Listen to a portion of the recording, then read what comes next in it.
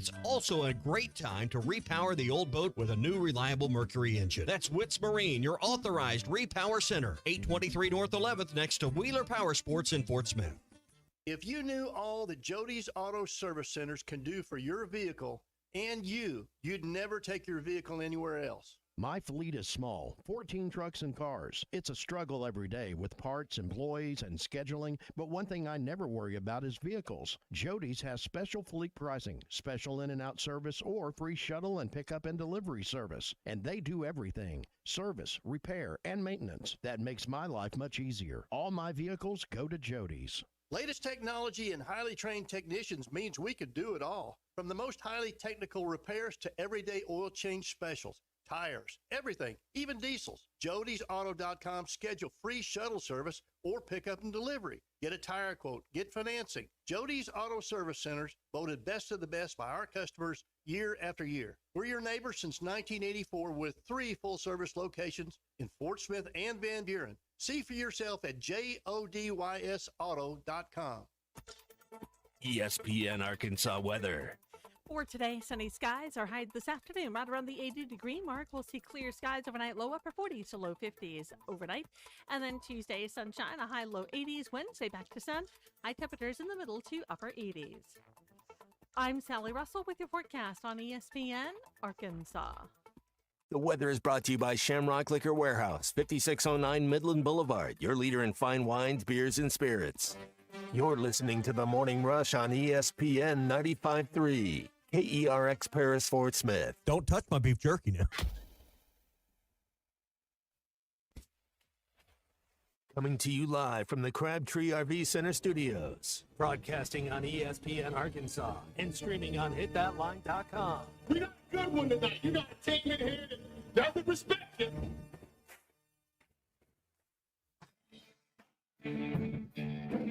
Don't ask me if I'm all right. What can't they dominate? And we're not doing it. We're going to go get one and celebrate on somebody else's field. Yeah.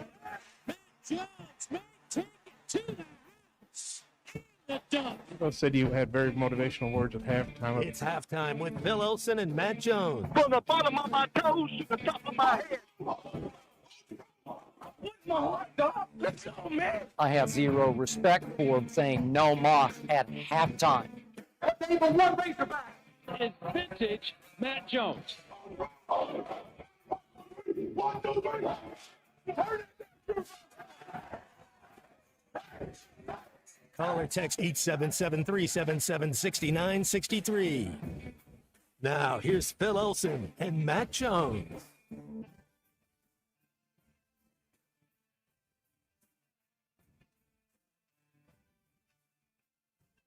Good morning. Sun is shining brightly. It's a beautiful Monday across Arkansas, and we appreciate you tuning in today. It's halftime, ESPN Arkansas, hitthatline.com, and the Hit That Line Now app. Phil Elson here. My partner, Matt Jones. Kristen Johnston's in the studio producing. Colton Little will be with us later on.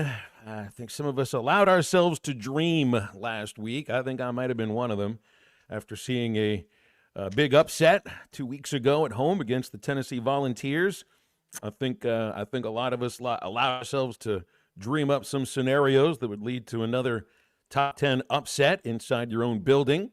Might have even felt a little bit more in reach this time around, but it was not to be.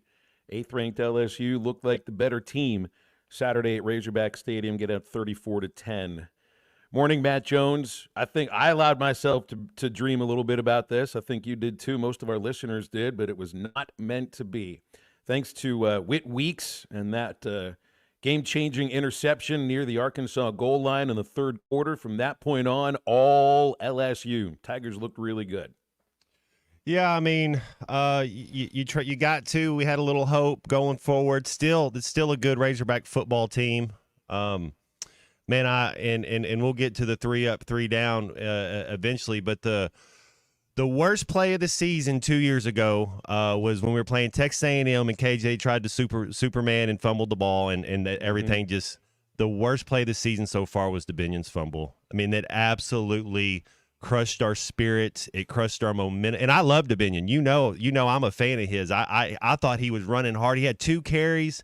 He's running hard, and I was after seeing that, I'm like, dude might have 100 yards tonight. Like he's ready to go. And then that fumble happened, and it was just like, man, I don't know. Can't turn one of those feelings of like, here we go, turnovers today. And it's, I fumbled the ball. The kid's not trying to fumble the ball. I hate it for him. I hate it for him, but can't have it. You're a running back, big time game. That was everything right there. That was just man, that was the worst play of the game. Well, and they turned that into a field goal. Obviously turned the weak. And then he didn't get to play anymore. Coach not going to put you back in. I'm not putting you back in. I mean, maybe you do because, man, he was running good too. That was the best I've seen him look this year.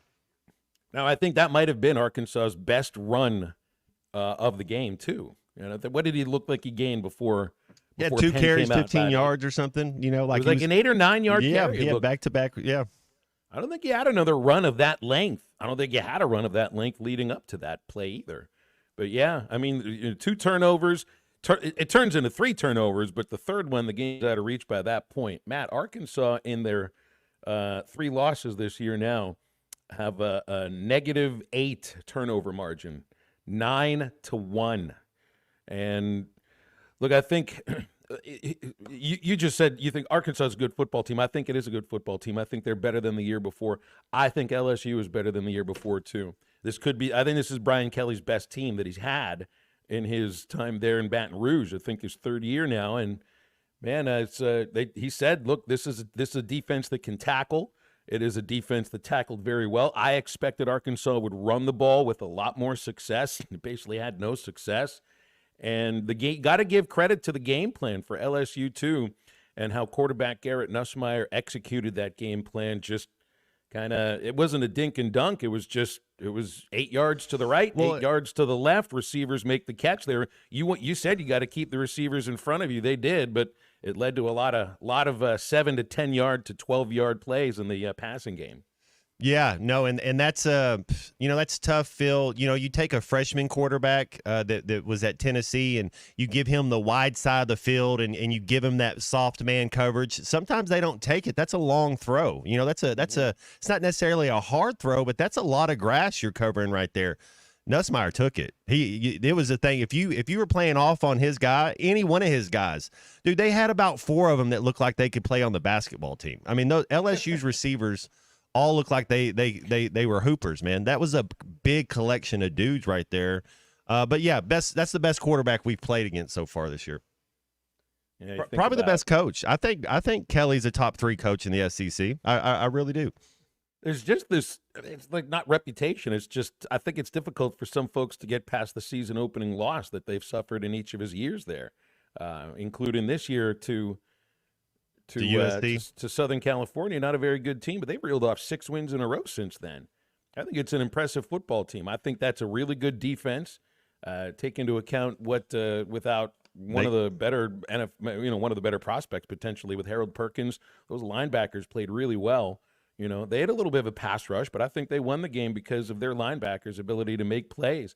Penn caused the fumble for Dubinion. Weeks tipped the pass from Green near the goal line and caught it himself. I mean, those were the 2 biggest plays of the game. Where is this Weeks kid from, man? That dude was a beast. He was all over the place. He was flashing on the screen. I mean, I wrote his number down twice. Yeah. I mean, that dude was. Well, he's got his brother on the team too. But that must be why then. Number 40 though. That dude. That's the one. He was an absolute stud. We need to get him in the transfer portal. Well, I honestly, I think he was the best. I think he was the main reason. Best if you were player to on point the to field. one player, I think he was the best player on the field. Yes, I agree with you. And our number 40 did well. Landon Jackson was all over the place. I mean, that dude's motor, he is our best defensive player. And man, he's a joy to watch. He's absolutely a first class type of dude. I like watching him play.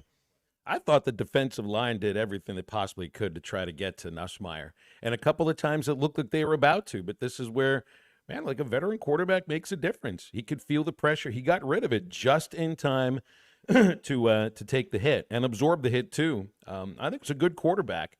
Somebody that you would I think you would trust him making some decisions. I mean, didn't he look like the most experienced? If you didn't even know that he's a 4th-year player, just watching the game comparatively to the other quarterbacks Arkansas has played this year, this is the guy. They'd be like, all right, we can tell he's been around for a while. Look at the decisions he's making. He is taking what they're giving him. They took some chances.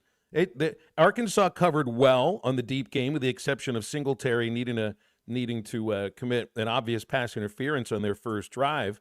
But hey, he made all the throws they needed to. There was an area drop for those LSU receivers, and even though it's like, I felt like Arkansas's defensive backs tackled well enough, there really weren't that many big plays unless you look at the running game, and that was the difference maker here. It was scoring on 2nd and 22 after a couple of LSU penalties that pushed them back. You're thinking on that first drive, yeah, you can hold into a field goal here. That'll work.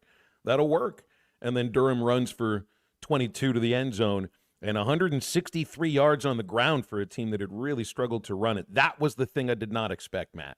I did not expect that Arkansas's defense would get run through the way that they got run through by Durham. And it was like one big play, 22 yards, but it was a lot of 6 to 7 yard runs, 8 yard runs. There wasn't a tackle for a loss registered by Arkansas until the very last drive of the game. I mean, they just never went backwards unless it was a false start, and there were 8 of them, and they had 10 offensive penalties, but it didn't really seem to affect LSU very much. Well, we fought hard. I mean, we played you're right. Our defense, man, I like our defense, the way they tackle, the way they fly around. They're not scared, man. Our defense, we come up and hit you. The better team won. That's just all there is to it. That's the best offensive line that I've seen this year, the Arkansas play against. So if you're just talking about who the Hogs have played, I thought Texas A&M was all right, but LSU, man, that offensive line's that's the real deal.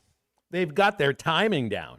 I mean, the line, Nussmeier, his receivers, they had their timing down. They knew exactly what they wanted to do. They anticipated the kind of coverage they got, and their timing was absolutely perfect.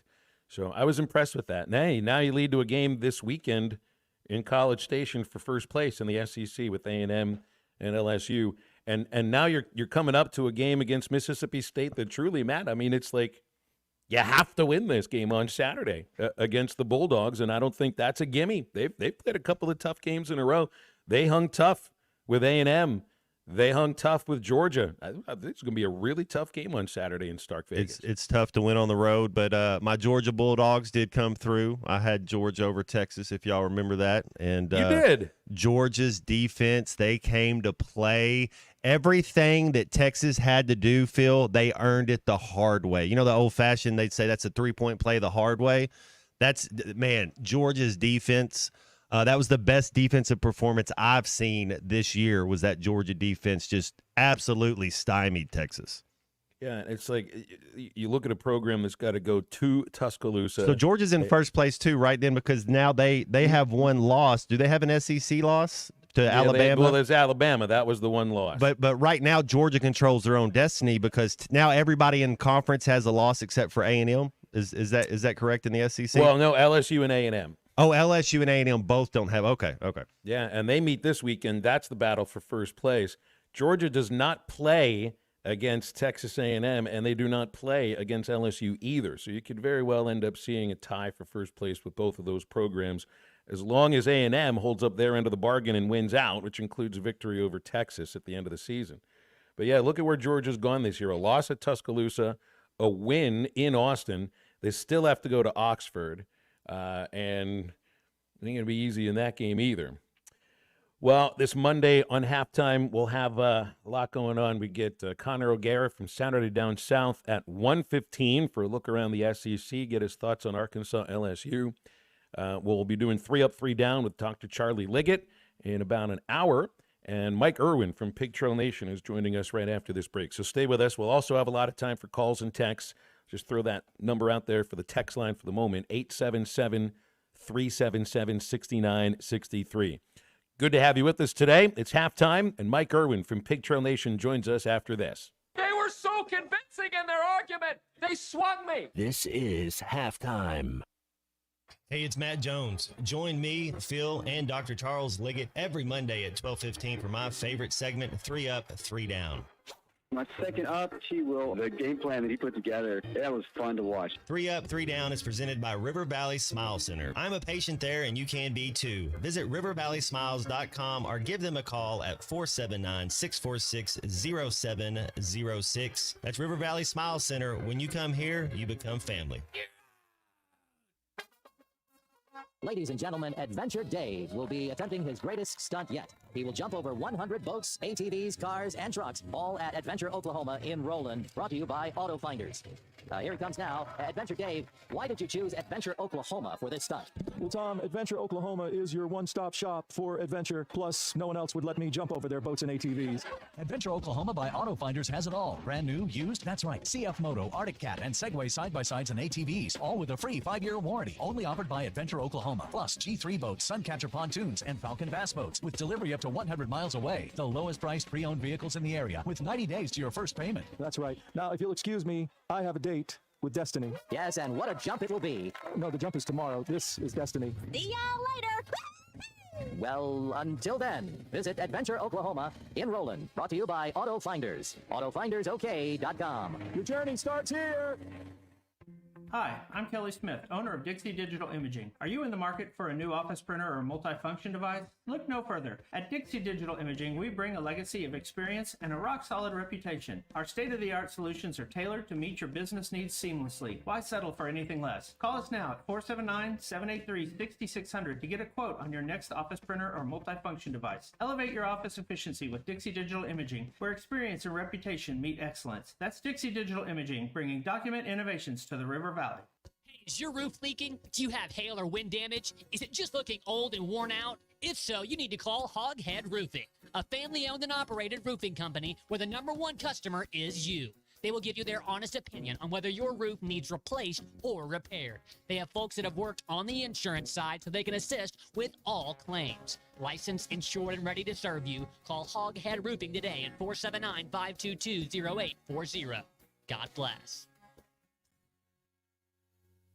Valley Family Dental, formerly known as Riley Farm Dental, at the entrance to Riley Farms, provides every type of dental care and procedure for you and your family. Dr. Sparkman, Farmer, and now Dr. Blaine Van Nice work to give all of their patients better lives with a better smile. Valley Family Dental, now offering same-day crown service. Mention you heard this ad on ESPN Radio at your next appointment and receive a free bleaching kit or $100 off in-office accelerated whitening. Call 226-3500 for an appointment or visit valleyfamilydentalpractice.com. The perfect hot tub is waiting for you at Burton Pools and Spa's Warehouse Clearance. Whether you're seeking relaxation or quality time with family, we've got you covered with Hot Spring Hot Tubs, the world's best-selling brand. Over 100 hot tubs in stock, ready for delivery and on sale. Hot tubs starting at $39.99 and payments as low as $58 a month. Visit our hot tub warehouse clearance in Springdale, Greenland, or Fort Smith today. Burton Pools and Spas. We don't just sell hot tubs, we build long-term relationships.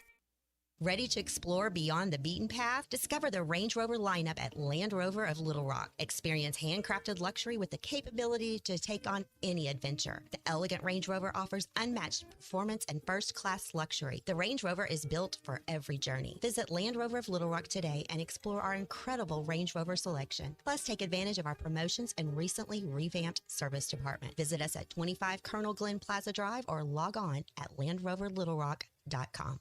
Your home for every Razorback football, basketball, and baseball game. ESPN 95.3.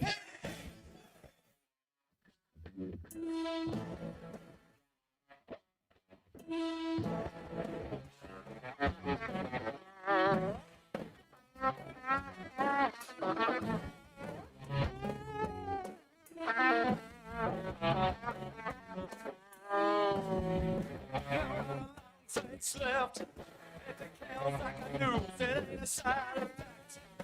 Call it a projector. Feel like a retreating obstacle.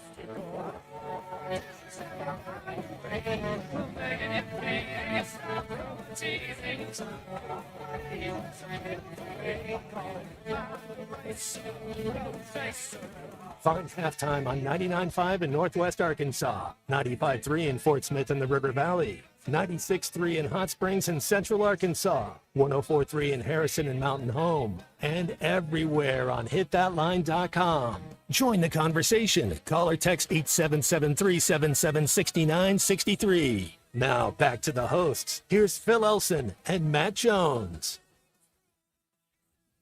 Always appreciate time from Mike Irwin from Pig Trail Nation. He'll join us here before the Sam Pittman press conference, which will take place in about 42 minutes, like it usually will in a Monday game week. Mike, good morning. What'd you think about Arkansas's loss to LSU on Saturday? Well, I watched a lot of LSU going back to the beginning of the season before that game, and then I saw the Ole Miss game in person. And one of the things I talked to DJ about on our game day show, DJ Williams, was that what concerned me was that LSU had been inconsistent. Nussmeier had thrown some picks. They just had they only lost one game, but they had hurt themselves a lot in some situations, and they were down to Ole Miss because of that. And then in the fourth quarter, they came back and just played a perfect game, including running the ball. And they came in and did to Arkansas for the whole game what they did in that one quarter against Ole Miss. And I think when they play like that, when any team does what it's supposed to do, they're going to look really good. But we've also seen not just Arkansas, but we've seen other teams struggle with the bye week. Tennessee certainly did. It happens. I think part of what happened to Arkansas was they got hit with some stuff they didn't expect. Again, I don't think they expected LSU would come out running the ball as well as they did because they hadn't done a lot of that. But they did in this game. And then I think Travis Williams had his guys ready for, to stop maybe the deep ball. And we saw they came out and nickel and dime Arkansas on the edges. But I really did think the defense adjusted pretty well late in the first quarter into the second quarter, in that they started forcing field goals. And that's a lot better than giving up touchdowns. So they were reacting to that. The other thing people are overlooking is the fact that Arkansas had no running game. And I think the reason they had no running game is because Jaquindon Jackson had 5 carries. And if I had to list the number one thing I'm concerned about from here on, it's what's going on with him. Because he comes out, he carries the ball, he gets 6-8 yards, but he goes down and has to go off the field. Then he comes back in later and runs 5 or 6 yards, goes down, has to go back off the field again. What's going on with him? Because I don't think they can win too many games from here on out with him getting 5 carries. He's their best back in terms of finding a little bitty seam and turning it into an 8 and 10 yard gain. I don't think they have anybody else that can do that. And I think that was a huge factor in the loss. Yeah, running game. Got to have a running game. I thought DeBinion was poised. He looked good in those 2 carries, and then he fumbles, and it was kind of the worst turnover of the season. Is LSU, Mike, do you think with Georgia going into Austin and beating Texas, where do you have LSU? Are they your number one team in the SEC right now, or is it Georgia? No, I'd still go with Georgia, but somebody asked me who's the best team, and I said it changes every week. 3 weeks ago, I would have said Tennessee. Mm-hmm. Then I would have said Texas. And now it looks like maybe, but it could be LSU, but maybe not either one of them. Well, what about their offensive line? Was that the best offensive line we've went against this year, LSU's? Well, they look like it.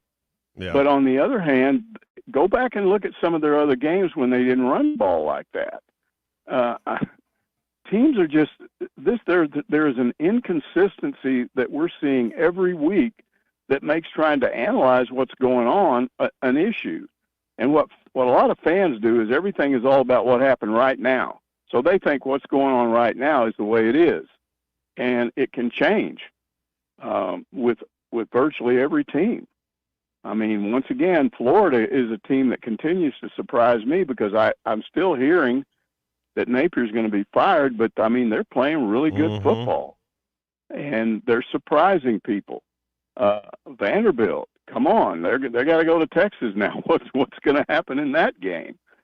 And the guys, to me, the best thing that happened over the weekend was that Texas found out, took a while, but they found out the difference between the SEC and the Big 12 because they're riding high and they thought they were going to win that game, and they got hit in the mouth, and then they had that weird pass interference call, and the officials got together and changed it in favor of Texas, so they score, and their people are going crazy, but they had all those students throwing bottles onto the field, and I guess they thought they'd just get away with that. Well, they not only lost the game, but then yesterday it was announced they've got a $250,000 fine to the SEC, not to Georgia, but to the SEC, and they have to do everything possible to identify the people that were throwing bottles. Plus, they've got to do a review of their alcohol sales policy, and they've got to submit all that back to the SEC, and the SEC may or may not decide to take away their ability to sell liquor at Darrell K. Royal Stadium. So they got put in their place. They found out that in this league, nobody is that special. You can't just run roughshod like they did, in my opinion, in the old Southwest Conference days and in the SEC. Or, I'm sorry, in the Big 12. Hey, Mike, when it comes to, the way that LSU very methodically moved the ball down the field. I mean, you look at their game against Ole Miss, they had 12 plays, passing plays that went 15 yards or more. I think they had 1 or 2 against Arkansas. I mean, it was a completely different game plan because they were defended much differently. But do you see the way that they defended LSU and think, you know what? Ole Miss has fast receivers, tall receivers too. Texas does as well. Mizzou does too. I mean, it's not just better quarterbacks that you're facing over this second half of the season. It's more dangerous, more athletic wide receivers. Do we have to start worrying a little bit about the Arkansas secondary because they played it, they gave such soft coverage against LSU, and does that bode more for in the future? I'm not sure. I think, again, some of it was just the strategy that they took, and then I think you got to give LSU's offensive coordinator a lot of credit. I think he anticipated that, so they changed their game plan some. There's another factor that that I haven't talked about, and that is I never thought I'd be talking about Arkansas being guilty of eating rat poison, because that's you don't eat rat poison when you don't win games and when fans are mad at you. But what happened? This team, these guys that have been reading on the internet since all the way back in the spring, August camp, all the way through these games, they never got credit for anything. They got blamed for all kinds of stuff. Well, all of a sudden, those people ran and hid under the bushes, and all the guys, the positive fans come out, and they're telling them for 2 weeks how great they are. That happened on campus. It did. So what's the natural thing that happens? You relax a little bit. You're not angry anymore. You're not playing with fire. And that was the other thing I saw, is it just looked like that whole defense just kind of relaxed a little bit. But there was a positive to that game, and nobody's mentioning it that I've seen, and that is for most of that game, Taylon Green did something he hasn't done all year. He stayed in that pocket. He moved up in the pocket. He found open receivers. He just screwed up on that one interception. He should have eaten the ball, and he was still trying to do that. But he was throwing under pressure all during the first half and getting that ball off quickly, which he hasn't done. We've talked about him looking down those first open guys and looking at somebody else. He didn't do that. And I think that Bobby Petrino spent 2 weeks telling him, okay, we don't want you to get that knee hurt again anyway, so we don't want you to run as much. We want you to stay in that pocket and throw the ball. And he did that for the most part. Mike, must win going to Starkville this Saturday against Mississippi State. Is it a must-win game? Yeah, I think so. I mean, and it's tough because they're getting better. They've got a young quarterback that's kind of gotten better and better, and they've surprised people. And so Arkansas is going to have to go back down there, and they're going to have to play with that anger that we saw them play against Tennessee and in some of these other games. I thought against Auburn they went down there with a little bit of anger in them. So I think they're going to need that. And I'm not saying that if you lost that game, you're out of it, because we've seen weird things happen. They might lose that game and come back and beat Ole Miss. You don't know. But I would say that's probably a must-win game. Mike, you brought up the idea of the rat poison that the players might have believed in over the 2 weeks between kickoff against LSU and the win against Tennessee. Do you think coaches also bought into that kind of stuff? Do you think it affected them? We got some texters that think that they didn't see enough fire or care from the coaches. I'm not quite sure how you can determine that, but if the players Well, buy into some of the poison, do you think it affects coaches too? Well, if you watch Travis Williams, no, I mean, he was fired up. I mean, that's the way he is. I didn't notice the difference. Petrino is not some guy that sits out there showing emotion all the time.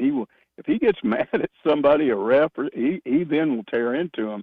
But he's not somebody that usually just stands around with steam coming out of his ears. And Pittman unless he gets mad at the refs and goes out, and we've seen him do that from time to time, he's not a real emotional guy on the sidelines, and he gets criticized for that. They say, oh, he's not setting a good example. The players look at him and he's too passive. I mean, I don't know. I was never a player on the college level. I don't know if a player looks at his head coach and says, he doesn't look mad, I guess I don't care. But I don't think it was a rat poison thing with them. They might not have done a good enough job of convincing these guys that they could have a letdown, but you'd have to be there in those practices to know. What did you think about the change on the offensive line, moving Blackstock to left guard and Marion Harris to right tackle, and considering the change on the line? I know you had 2 weeks to worry about it because they took care of that during the bye week. Do you think that had anything to do with struggling to run the ball effectively? Yes, it might have. I think anytime I know they've had a problem with that right tackle position, but with this group, I would be very reluctant to make any kind of big change there. And I'm not saying that's what it was. I'd have to be in the meetings and look at the film over and over again, listen to what Mateo says when he looks at stuff, what Pittman says. But I just think, I don't know. It didn't sound like a good idea to me. All right. Well, I just wondered about that. Yeah, Matt. No. All right. We'll leave it there. Mike, appreciate you, man. Thanks for coming on these Mondays. We'll do it again next week. Okay. Thanks, See Mike. you guys. It's Mike Irwin from Pig Trail Nation joining us each Monday on Halftime. What do you think about making a change on the line? Now, I think it makes sense. Some people, you've even said that you thought Blackstock might need to be moved into the interior. Do you think that had anything to do with struggling to run the ball effectively? Well, it's a little bit when you're making changes on offensive line, because there's so much combo, there's so much dance moves, there's so many, you got to step together. You kind of got to know where your guy's at, and you go and practice and you get your steps down. But then in a game, everything's a little quicker, and it's your first time, playing with each other. You like for your offensive line collectively to have more than 30 starts together. Like that. You need it's just not the way the game is though now with the transfer portal and everything going. And Blackstock's a good player. I mean, I think he's a guard, not a tackle, and so I think he's in the right position now. But man, it's hard to get two tackles like LSU. You see those two tackles LSU has? Man. That's what you're looking for right there. Which actually, I mean, I was kind of impressed the way that Landon Jackson battled against both of them throughout the game, and he came so close. But I think he affected Nussmeier a little bit, just not enough. Can we get him next year too? Can we keep Landon Jackson on the team? Can we he needs to appeal to the NCAA. How much money you got to hand out here for him? Man, he's he honestly is, Phil. I think he's our best player, just top to bottom, offense and defense, whatever. But when he's going and he's playing, man, he's so fun to watch, man. He's a great Razorback. Get over to Twin Peaks and Rogers tonight because it's Monday Night Football. You actually have two games you can watch, and tomorrow the NBA starts the regular season. It's the best place to watch World Series as well, which starts on Friday. Best time of the year to be at Twin Peaks in Rogers. Of course, they have 29-degree draft beer, always flowing, made from scratch fan favorites. You'll have NFL football tonight, NBA basketball tomorrow, and the World Series on Friday. Blasting from every single angle. It's the ultimate game day experience at Twin Peaks in Rogers, where you can get online to go at TwinPeaksRestaurant.com. More TVs, bigger screens, and scenic views. Always more to watch at Twin Peaks. Now it's your turn to react here on Halftime. What do you think about the Arkansas-LSU game? 877-377-6963. We will be back right after this.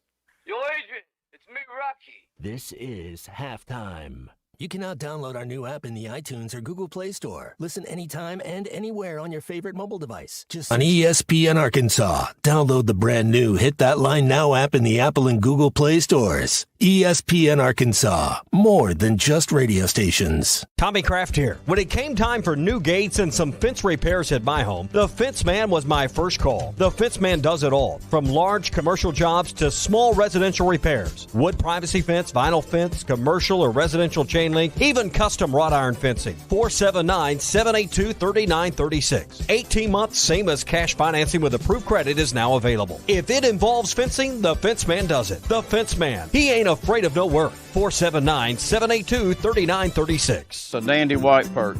Big old slab. C'est bon, sacalé. One beautiful crappie. It's a paper mouse. Some serious crappie. Nice speck. We got crappies. They might go by different names, but all prefer the same thing. Bobby Garland, America's favorite white perch, slab, sockeye, papermouth, crappie, speck, crappie baits. I call it dinner.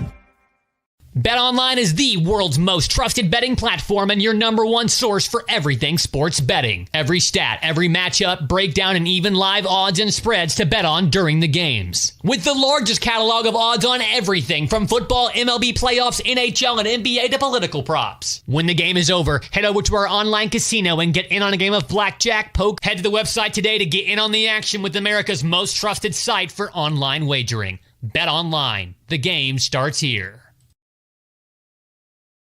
Hey, ESPN 96.3 and hitthatline.com. Have you been to Swark Liquor? Trey Gentry and his team have a phenomenal spot. It's the first liquor stop in Arkansas for our Dallas and Texas fans traveling up to the hill. So if you're heading to Fayetteville, the lake, a cabin weekend, hunting, fishing, or any other activity you need your favorite drink, stop by Swark Liquor. And check out their apparel too. You'll want to wear it. Swark Liquor, 864 East Collin Ray Drive into Queen, Arkansas. Swark Liquor, we promise to keep them cold for you. Hey everybody, this is Tyson Van. Dad, tell everyone about your job at Mike Jr.'s Mobile Wash. Power washing, son. I've been working in the business for over 15 years, all over the River Valley and Northwest Arkansas, residential or commercial. At Mike Jr.'s Mobile Wash, our cleaning services include exterior home, fence, driveways, walkways, gutters, pool deck cleansing, and more. Call my dad at 479-763-5561. Mike Jr.'s Mobile Wash. One call, cleans it all. On ESPN Arkansas, down. To those who are helping create better tomorrows, we appreciate everything you do, and we're proud to work alongside you. Because every community deserves a financial partner who cares. Our Best Bank. We believe.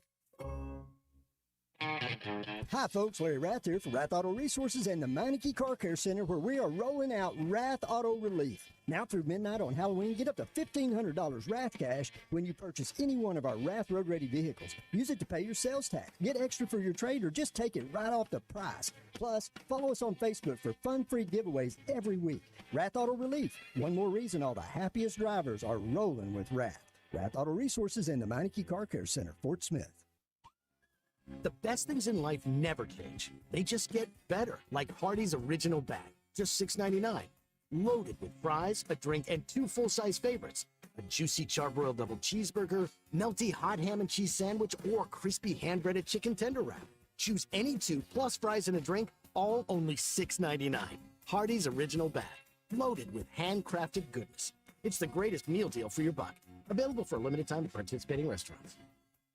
Your home for every Razorback football, basketball, and baseball game. ESPN 95.3.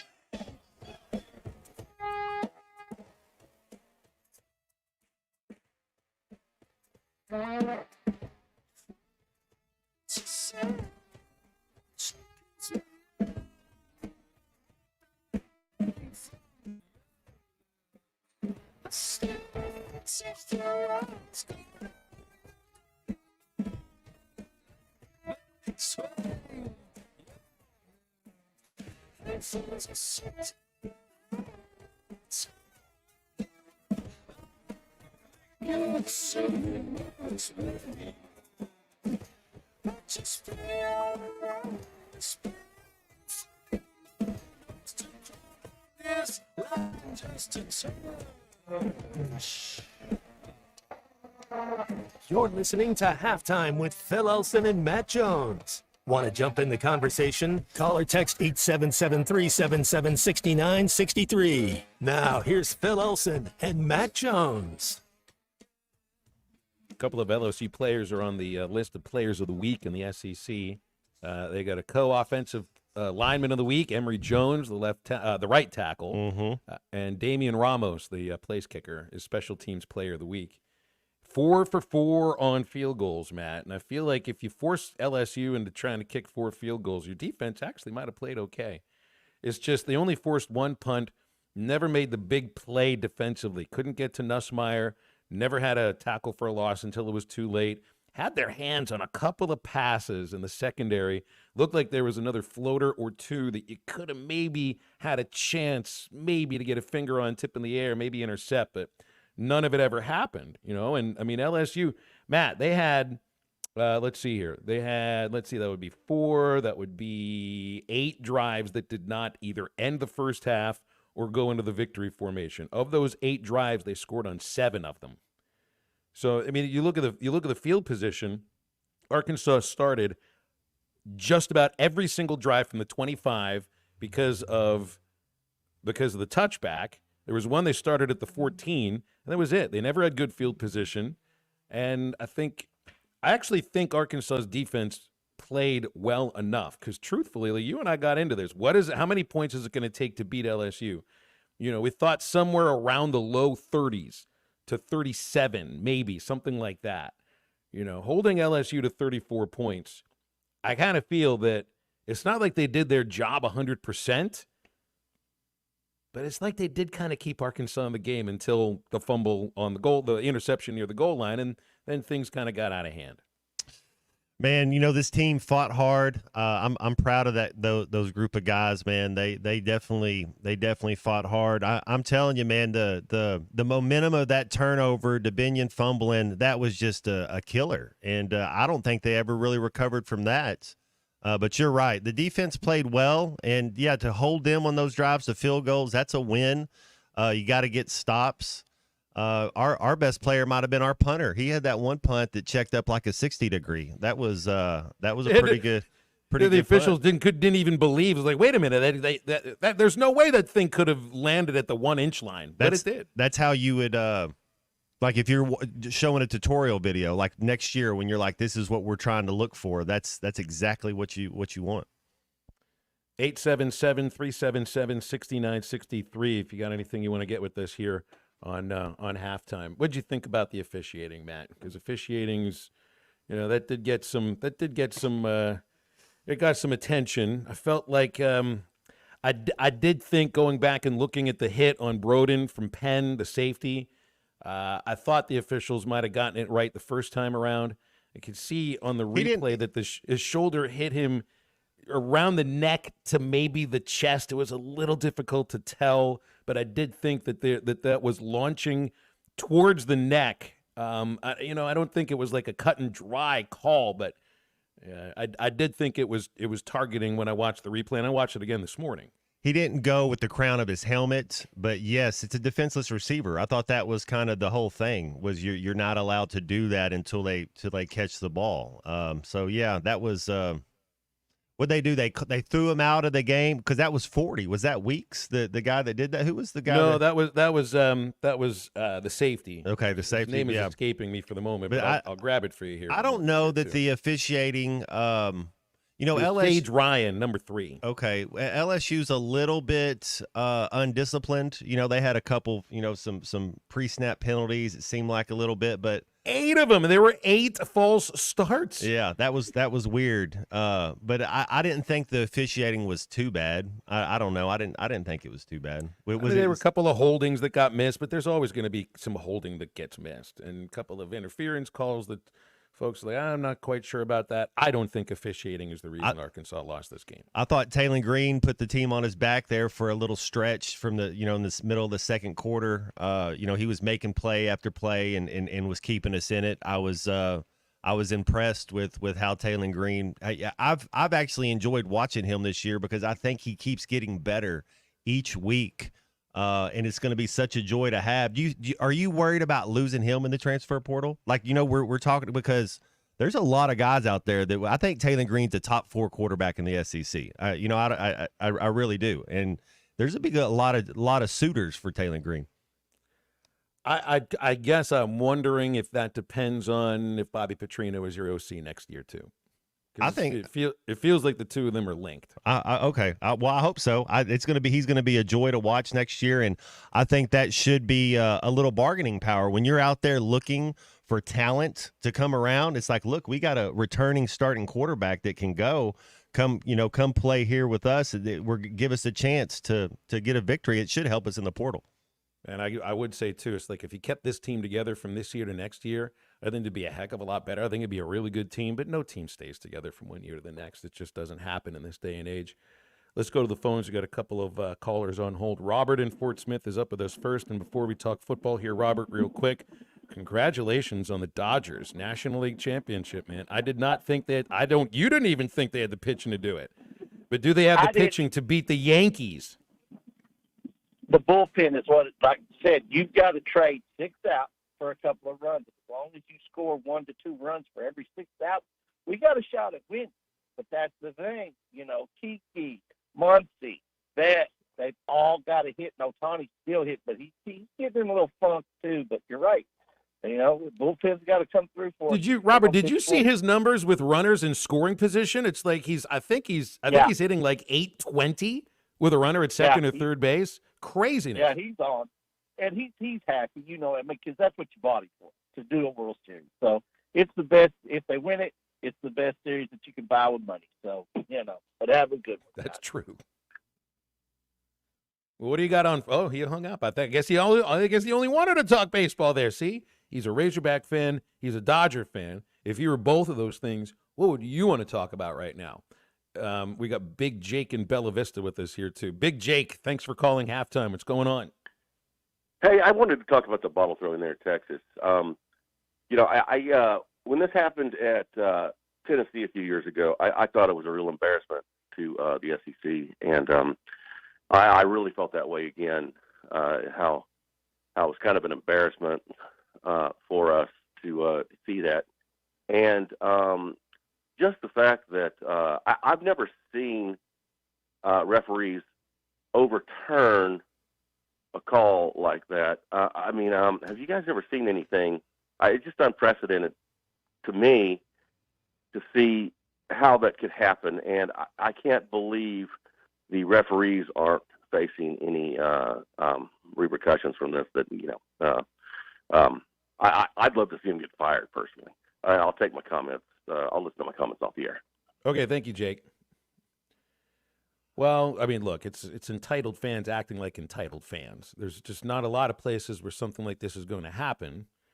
But how dare you have a call go against us at Darrell K. Royal Stadium? How dare? I thought it should have been a no call, and the officials did get it right. But man, I didn't even think that was allowed. I didn't even think, once I thought they called a play and then they went and took the bottles off the field and then they huddled back up. It's almost like if none of that would have happened and they would have just kept going, then they wouldn't have had that time to go and discuss it, and they would have kept it going. Feels like a moment for like that replay assist you've got in the NFL, though you can't do that for penalties. So I'm not sure there's anything could have stopped that then. But yes, it looks terrible. It doesn't look bad on the SEC necessarily. I think it looks bad on Texas and on the Texas fans specifically. And I kind of agree with you too. I think they ended up getting the call right. It's just they left themselves open to the thought and the view and the image that it felt like they changed the call because of the action from the fans, and I just don't think that's the case. That Georgia defense was flying around. Watching that game, that's they had that one bad half against Alabama, and then they didn't show up a little bit against Kentucky, but man, Georgia, A&M, Texas, LSU, those got to be the top 4. You still think Alabama's up there, you even though they lost to Tennessee? I don't know about that now. I don't know about that. They're done. They're not making done. They're not making the playoff. They're not making the playoff 12. It's a good thing. I think it's a good thing if Alabama doesn't get there. I'm not rooting for the Crimson Tide just because they don't have Nick Saban any longer. I am rooting for Eduardo the Sherpa, who joins us here and takes us right on the break. Eddie, you all right on a Monday after a loss? Oh, yeah. I mean, Sunday morning when the sun rose, I'm still a Hog fan at the end of the day. It was just disappointing. I thought it was our worst performance of the year on both sides of the football. And what was disappointing, we had 2 weeks. Take nothing away from the Tigers of Baton Rouge. But they didn't do anything all that fancy. They just threw it. I think they had one pass play over 20 yards. Now, mainly they just rolled out, hit the little pass in the flat, and if we didn't tackle them, they run for 10, 15 yards. That's what they did. But anyway, we didn't tackle very well. The defensive performance, I don't know what happened. I'll tell you one thing. One for the whole team, the most important performance of the year, game of the year is coming in Starkville this Saturday. As far as your bow catches go, you go down there, turn the ball over, play no defense. You don't run the ball for no more than 30 yards. You're going to get beat. It's just as simple as that. Let me tell you something. That freshman down there, Michael Van Buren, he's been, against Georgia and Texas A&M, 2 of the best teams in the league. He's played pretty dadgum good. He'll lock your butt up. Let me say this. We need to have gut check time. Let's click on the Beachy boys. Fight for your right. You want to go to the bowl this year? You better come to play Saturday at Starkville. Don't leave your defense in the locker room. Don't leave your offense in the locker room. Come play, baby. Isn't that important to go to a bowl? You want to go to a bowl? Let's see how hungry you are come Saturday. Hey, Eduardo, that does feel like that's what Saturday's partially about, getting back in the win column, but also knowing that it's like 6 is not a magic number. Six win bowl games are not magical things. It just does show improvement from last year and the ability to at least have a postseason game. But I don't think you want to go into the Mizzou game potentially with the pressure of this is it. Like, you got to win this game or that's it. The season's over. Nobody wants that. Look, is this the most important game of the year? I know it's the most important game of the week for Arkansas. But looking at what's in the future, and it's not to say they can't beat Ole Miss or Texas or Mizzou. I think they can, given the right circumstances and the right performance. But to take a little bit of the pressure off of the idea of bowl eligibility, just a little bit of it. 877-377-6963. Quick break, and we'll wrap up hour number 1 after this. I hate rude behavior in a man. Won't tolerate it. This is halftime. This is Coke Zero Sugar. Could I be the best Coke ever? Try and taste with your ears. Hear those bubbles? Imagine them tingling on your tongue. Fizzy deliciousness. Listen to that cascading liquid. A mouth-watering waterfall. Irresistibly tasty. Zero sugar. Crisp, refreshing, and ice cold. Is Coke Zero Sugar the best Coke ever? Try and decide. In the communities we serve, we know your energy is best spent on the things you enjoy. That's why we're helping you save your energy with natural gas. More efficient than other energy sources, save your energy for cheering on the Hogs. Be tailgate ready with your natural gas-powered outdoor grill. Enjoy fast, cozy comfort from your natural gas fireplace when ball games get chilly. At AOG, we know your Razorback pride runs deep. Ours does too. And so does our commitment to caring for the communities we serve with always on energy. Visit AOGC.com. Do you need an attorney that you can actually speak with? You need Hickey & Hull Law Partners. The attorneys at Hickey & Hull understand the importance of client communication and are taking the time to meet you, respond to emails, and return calls. Every case is important, and they strive to give each one the time and attention it deserves. Call today, 479-434-2414, or visit them online at kevinhickeylaw.com. Hickey & Hull Law Partners. Things are about to get better. Missing or broken teeth? Sharp Smiles wants you to start chewing again with dental implants. Scared of the dentist? Sharp Smiles will help you overcome your fear. Big dental problems? Sharp Smiles Modern Dentistry and Implants is your answer to your dental needs and services, where your smile is top priority. Get the smile you have always wanted from the friendly faces at Sharp Smiles. 2600 Market Trace, Suite B, off Jenny Lind across from Harps. For more information, visit the website at sharpsmilesdds.com or call 648-9988. Greatness doesn't happen overnight. It takes time, focus, and dedication. At Shelter Insurance, we understand that because we put in the hard work and dedication for decades. And that commitment is paid off with award-winning customer service for your auto, home, and life insurance.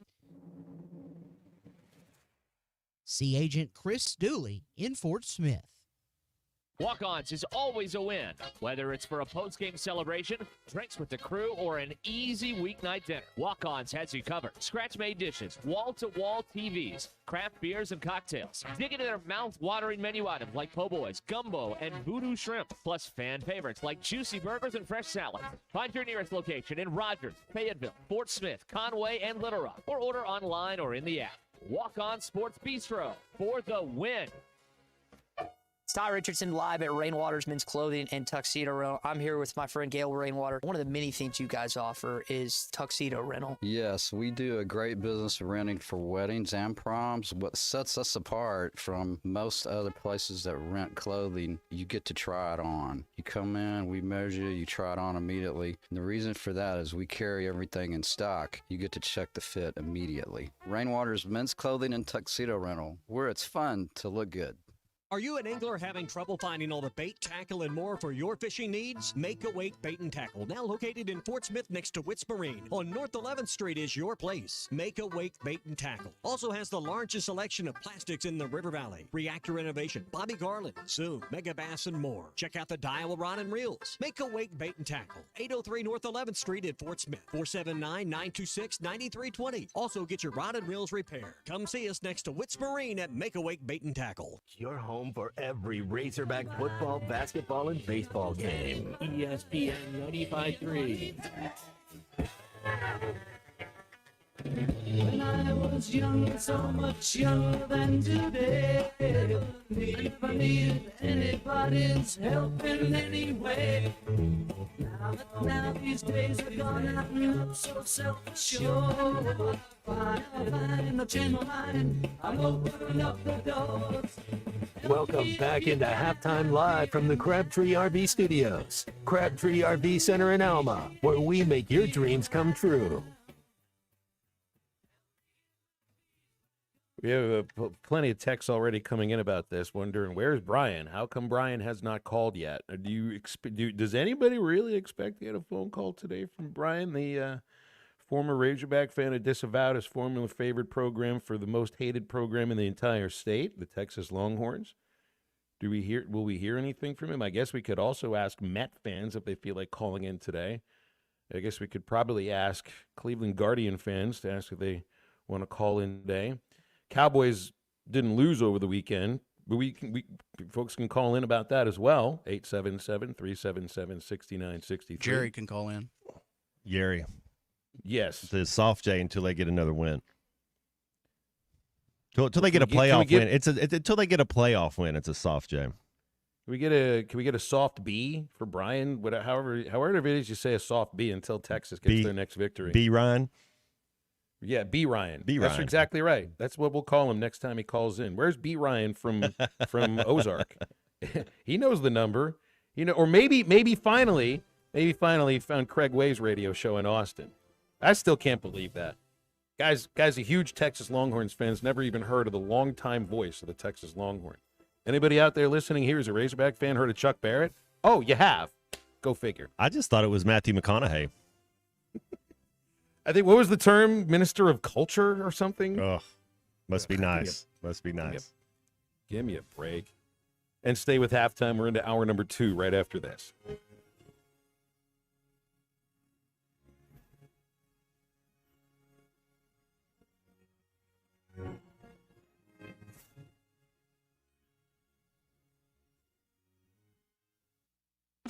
Fall is here, and that means cooler weather, football, and family, which makes it the perfect time to visit Southern Tire Mart, your family's #1 tire store. Southern Tire Mart is your trusted partner for top quality tires, professional services, and competitive pricing. Visit us in Fort Smith at 9700 Highway 271 and let us ensure your vehicle is ready for anything fall brings your way. Southern Tire Mart is a proud dealer of Yokohama tires. We keep America rolling.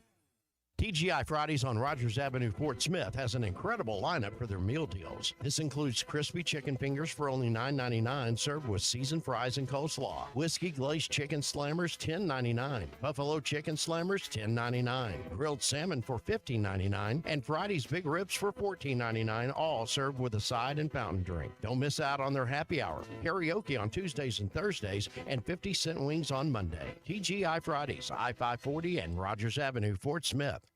When you need tough and paint just isn't enough, check out River City Coatings in Van Buren. When it comes to your metals, paint can peel and crack over time. Whether it's your patio furniture, rims or trims on your automobile, or heavy equipment, no one has time for a redo. Powder coating provides the toughness you need. Preserve your investment with powder coating from River City Coatings. River City Coatings, certified John Deere, Caterpillar, ISO 9001, Packer, and UL provider of tough. River City Coatings, 471-7675 or online at rivercitycoatings.com. Hey folks, we're back here at Road Chevrolet with Grant Neal. Let's talk new vehicles. What a selection. I'm really happy that Chevrolet's starting to send more inventory because we're starting to get the vehicles that people want and need, especially moving into the fourth quarter. This is when the savings start to come and people are looking at shopping for the end of the year for their business or for the holidays. So, Tahoes, heavy-duty trucks, the new light-duty trucks, the all-new Chevrolet Traverse, the most popular models, we've got them. And great deals, too, up to 90-day payment deferral, so 3 months with no payment, and 0% for 36 months for well-qualified buyers on select vehicles. You've even got a Silverado EV. Yeah, is that thing not unbelievable? It's unbelievable, and, it's a unique vehicle for a unique person, but I'm just telling you, you got to come out here and drive this thing and let our team show you all the great features. It's a truly marvelous piece of engineering. It's Arkansas's favorite car dealer, Road Chevrolet, 2800 Alma Highway in Van Buren. ESPN Arkansas weather. For today, sunny skies. Our highs this afternoon right around the 80-degree mark. We'll see clear skies overnight, low upper 40s to low 50s overnight. And then Tuesday, sunshine, a high low 80s. Wednesday, back to sun. High temperatures in the middle to upper 80s. I'm Sally Russell with your forecast on ESPN Arkansas. The weather is brought to you by Shamrock Liquor Warehouse, 5609 Midland Boulevard, your leader in fine wines, beers, and spirits. KERX Paris, Fort Smith. This is Halftime, coming at you from the Crabtree RV Studios on ESPN 95.3. Coming to you live from the Crabtree RV Studios, broadcasting on ESPN Arkansas and streaming on hitthatline.com. We got a good one tonight. You got a team in here that doesn't respect it.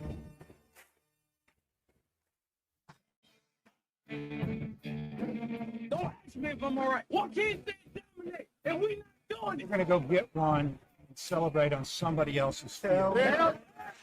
Take it to the house. You both said you had very motivational words at halftime. It's Halftime with Phil Olson and Matt Jones. From the bottom of my toes to the top of my head. What's my heart, dog? Let's go, man. I have zero respect for saying no moss at halftime. That's even one Razorback. It's vintage Matt Jones. 1, 2, 3. Turn it.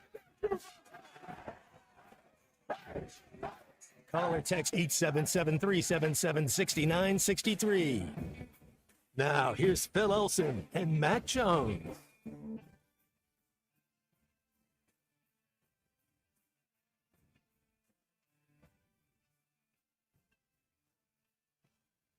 Welcome back to Halftime. We continue 1 minute after noon on ESPN Arkansas, hitthatline.com, and the Hit That Line Now app. Phil Elson with Matt Jones. Kirsten Johnston still in the producer's chair. We're going to be doing 3 Up, 3 Down with Dr. Charlie Liggett in our next segment, so you can get with us now at 877-377-6963. Sam Pittman beginning his press conference right about now. Usually those last about 35 to 40 minutes. We'll see what he's got to say about the LSU game and previewing Mississippi State, and we'll see. I think one of the things we're wondering about, just like after the Tennessee game, though we had to wait a few days extra to hear anything about it, we were worrying about Taylon Green's knee and the availability, Jaquindon Jackson's ankle, and whether or not he's going to be able to get out there for Saturday against Mississippi State. So, I mean, the first thing here, Matt, is watching Taylon Green, did it look to you like he was hindered at all by that left knee? He had those Dwayne Wade tights on. You know, so you see basketball players, they're real flexible. I mean, they're great to wear, and they're almost compression, and so you're kind of holding it all together. You see basketball players wear those a lot. So that you could tell that helped. I thought he looked, I mean, I don't know that he's 100%, and a lot of times, Phil, after week one, man, everybody's somewhere, you know, you're a little dinged up somewhere. But I thought, man, I think each week he's been getting better. I don't think it was, you know, the loss isn't on him. It's a team game, that's for sure. The offense, worst game of the year, I guess. If we're just saying it like it is, it was our worst offensive output of the year, and it kind of hurts because it came off a bye week, and so you'd expect your offense just to do a little better. But you know, LSU, there's talent all up and down on that LSU roster. That was tough, but yeah, gonna have to, and maybe against Mississippi State, which I think is going to be a harder game than what people. I don't think that's just an easy win. I don't think we're going to go down there and win by 24. We're going to have to play all 4 quarters because Mississippi State now, they know who they are. They played a little bit. They got a couple things that they're good at. So it's going to be definitely going to be a tough matchup. You know, and it is the lowest point total of the season for Arkansas, but now it's 3 games in a row, Matt, where they have not been able to eclipse 20. And you have to get, like, it's understood you can win the game defensively, but it's pretty tough to keep opponents in the teens on a routine basis. And you had 24 against Auburn.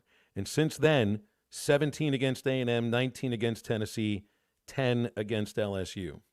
And truthfully, I don't know. It's, you know, like I felt like against Tennessee, they left 3 touchdowns out there. I think they left some points out there against A&M. They left some points out there against Oklahoma State. I don't think they left any points out there against LSU. There just weren't that many opportunities. You know, they just had trouble sustaining drives. Converting on 3rd down, and I don't feel like, you know, they finished with 10 points.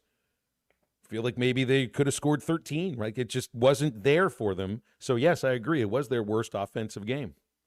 Well, and you got to get back to running the football. I'm telling you, worst turnover of the year was that DeBinion fumble. I hated it for him. I really thought he was ready to go. Anthony, he looked a little bit explosive when they got him the ball. Well, you could tell they were trying to get it to him early, trying to use that speed. Yeah, they had that run, and he was, you know, a little bit there, but you can tell that his engine goes to 11, right, Phil? You can tell he's a little bit faster than everybody else. Like he really does flash across the screen. Have defenses gotten much better across the SEC? Because look, I understand the idea about yardage and the total offense is a lot better than last year, but they're not scoring points the way that they were last year, even up until the firing of Dan Enos, which was about a year ago right now. You know, I mean, they scored more points under Dan Enos in SEC games than they have under Bobby Petrino, Matt, and yet we're still agreeing that it's a better offense.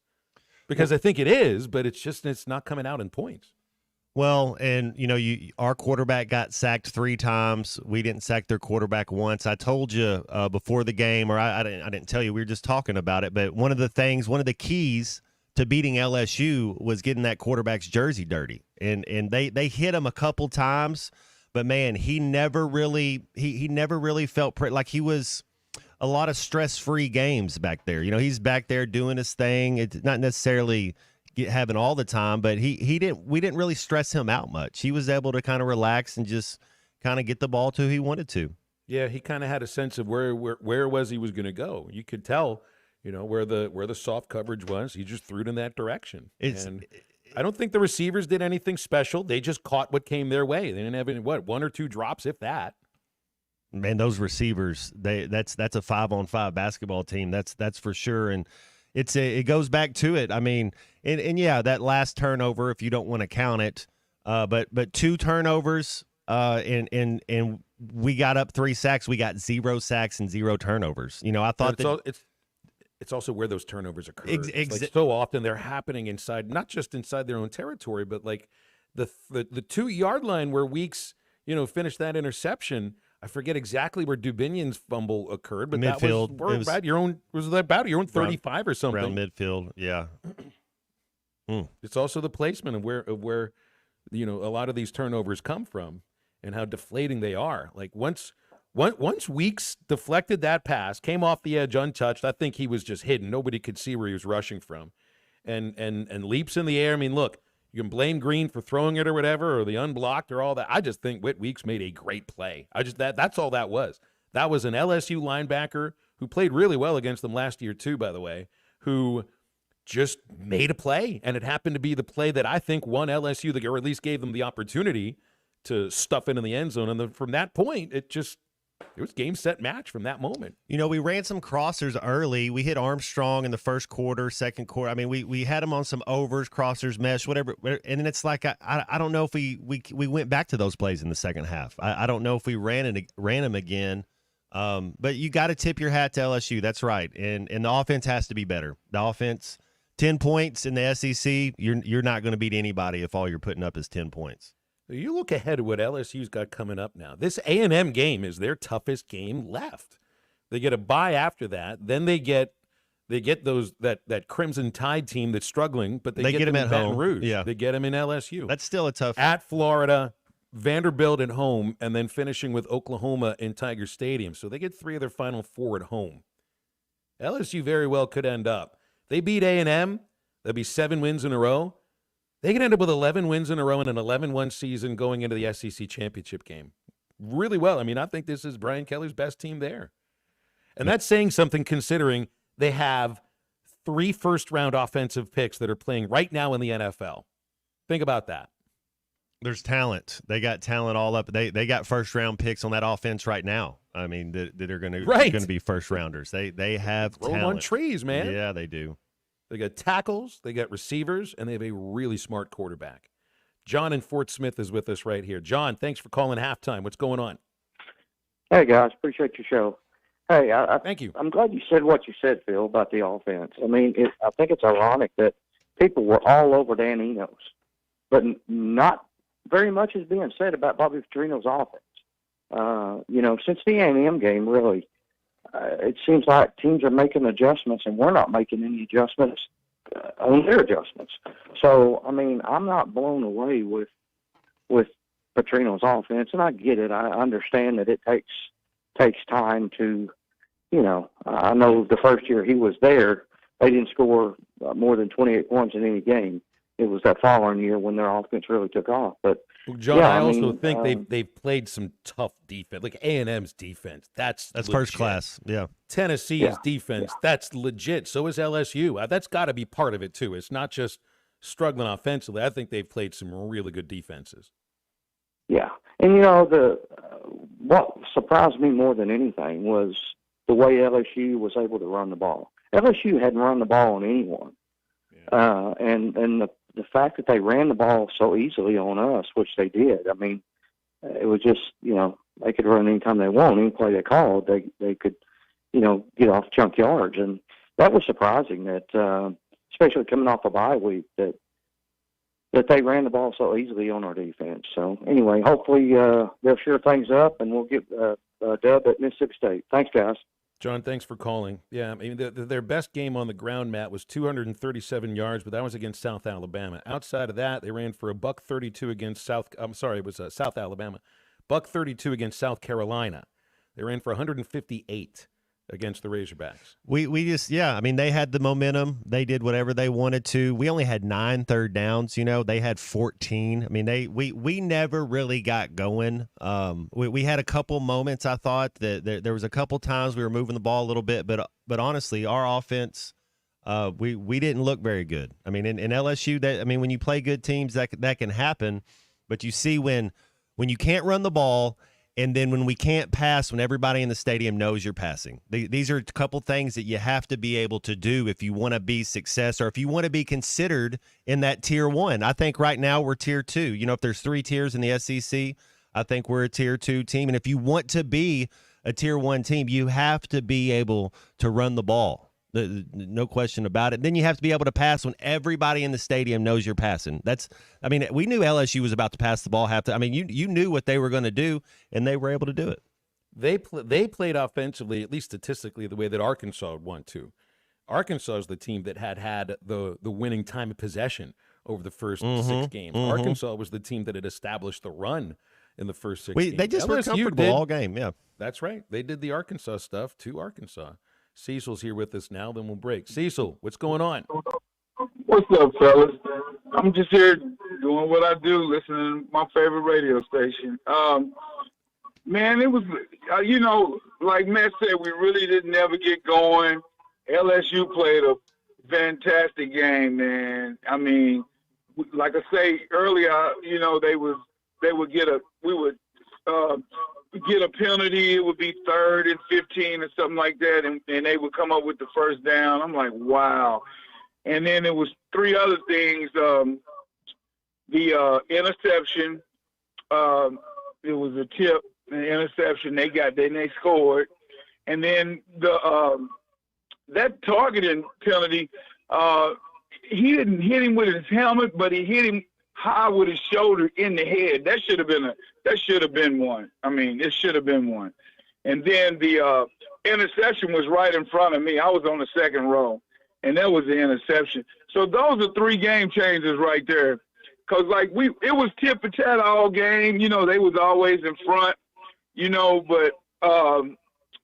but after that, man, everything just collapsed, But again, man, LSU played a really good football game, and the SEC is no freaking joke. It's a hard game every game, and that's just the way it is. They ranking these teams, and the rankings really don't mean nothing, man, because Texas A&M they ain't lost a game in the conference, and they number 14. Give it a couple weeks, Cecil. We'll see rankings that really matter in 2 weeks. Yeah, right. That really matters. I agree, Phil. I agree, man. Well, anyway, I just wanted to put that out there, man, and go Hogs. And I'll see y'all at the basketball game Saturday. All right. Thanks a lot, Cecil. I hope you show up Friday because that's when they're playing it. You show up Saturday, you're going to be in an empty arena. Yeah, they're not going to do that. Brought to you by Crabtree RV Center in Alma, the dealership that's been serving our listening audience in the River Valley and Northwest Arkansas for over 70 years. They're at the junction of I-40 and I-49, right beside the Cracker Barrel in Alma. Going to help your family find the perfect RV for your experiences. And if you got anything wrong with your RV, they got the service and parts department on site. Got everything you need in between at Crabtree RV, making your family's dreams come true for over 7 decades and 4 generations. CrabtreeRV.com. Quick break, and we'll be joined by Dr. Charlie Liggett of River Valley Smile Center for 3 Up, 3 Down right after this. This is halftime. Don't miss out on Hog Reaction after every Razorback football game. Brought to you by Bud Light. Also presented by Black Hills Energy. That's one of the reasons I love Travis Williams. I think he's able to take away what is something this team does well. Well, you know what? Travis Williams is on ESPN Arkansas. Download the brand new Hit That Line Now app in the Apple and Google Play stores. ESPN Arkansas. More than just radio stations. Tommy Kraft here. When it came time for new gates and some fence repairs at my home, the Fence Man was my first call. The Fence Man does it all, from large commercial jobs to small residential repairs. Wood privacy fence, vinyl fence, commercial or residential chain link, even custom wrought iron fencing. 479-782-3936. 18 months, same as cash financing with approved credit is now available. If it involves fencing, the Fence Man does it. The Fence Man. He ain't afraid of no work. 479-782-3936. It's a dandy white perch. Big old slab. C'est bon, sacalé. One beautiful crappie. It's a paper mouth. Some serious crappie. Nice speck. We got crappies. They might go by different names, but all prefer the same thing. Bobby Garland, America's favorite white perch, slab, sockeye, paper mouth, crappie, speck, crappie baits. I call it dinner. BetOnline is the world's most trusted betting platform and your number one source for everything sports betting. Every stat, every matchup, breakdown, and even live odds and spreads to bet on during the games. With the largest catalog of odds on everything from football, MLB playoffs, NHL, and NBA to political props. When the game is over, head over to our online casino and get in on a game of blackjack, poke. Head to the website today to get in on the action with America's most trusted site for online wagering. BetOnline. The game starts here. Hey, ESPN 96.3 and hitthatline.com. Have you been to Swark Liquor? Trey Gentry and his team have a phenomenal spot. It's the first liquor stop in Arkansas for our Dallas and Texas fans traveling up to the hill. So if you're heading to Fayetteville, the lake, a cabin weekend, hunting, fishing, or any other activity you need your favorite drink, stop by Swark Liquor. And check out their apparel too. You'll want to wear it. Swark Liquor, 864 East Collin Ray Drive in Queen, Arkansas. Swark Liquor, we promise to keep them cold for you. Hey everybody, this is Tyson Van. Dad, tell everyone about your job at Mike Jr.'s Mobile Wash. Power washing, son. I've been working in the business for over 15 years, all over the River Valley and Northwest Arkansas, residential or commercial. At Mike Jr.'s Mobile Wash, our cleaning services include exterior home, fence, driveways, walkways, gutters, pool deck cleansing, and more. Call my dad at 479-763-5561. Mike Jr.'s Mobile Wash. One call, cleans it all. On ESPN Arkansas. Lifestyle, when we have any problem at all, we call 782-8940. It's a great time to take advantage of York Factory rebates on high-efficiency HVAC products. Give us a call at 782-8940. That's 782-8940. Remember the classic Massey Ferguson tractors, straightforward, dependable, tough as nails, and easy to run? It's those classic models that inspired the Massey Ferguson 2600H series, as durable and reliable as the classics, with up to 74 horsepower and more comfort so you can work harder. The Massey Ferguson 2600H series. It's everything you want and need in a tractor. See one at Bush Machine and Tractor Company or visit bushtractor.com to learn more. Your home for every Razorback football, basketball, and baseball game. ESPN 95.3.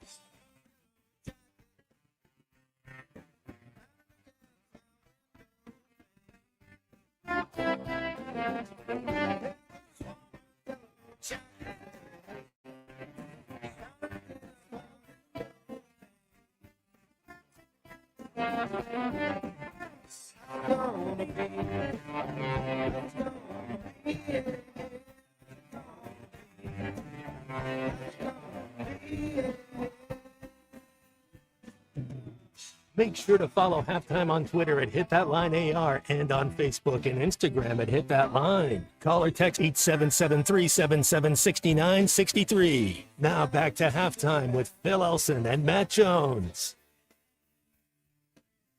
I realize I only have like a few days to mentally prepare myself for the cacophony of cowbells at Davis Wade Stadium coming up on Saturday. Matt, you played there.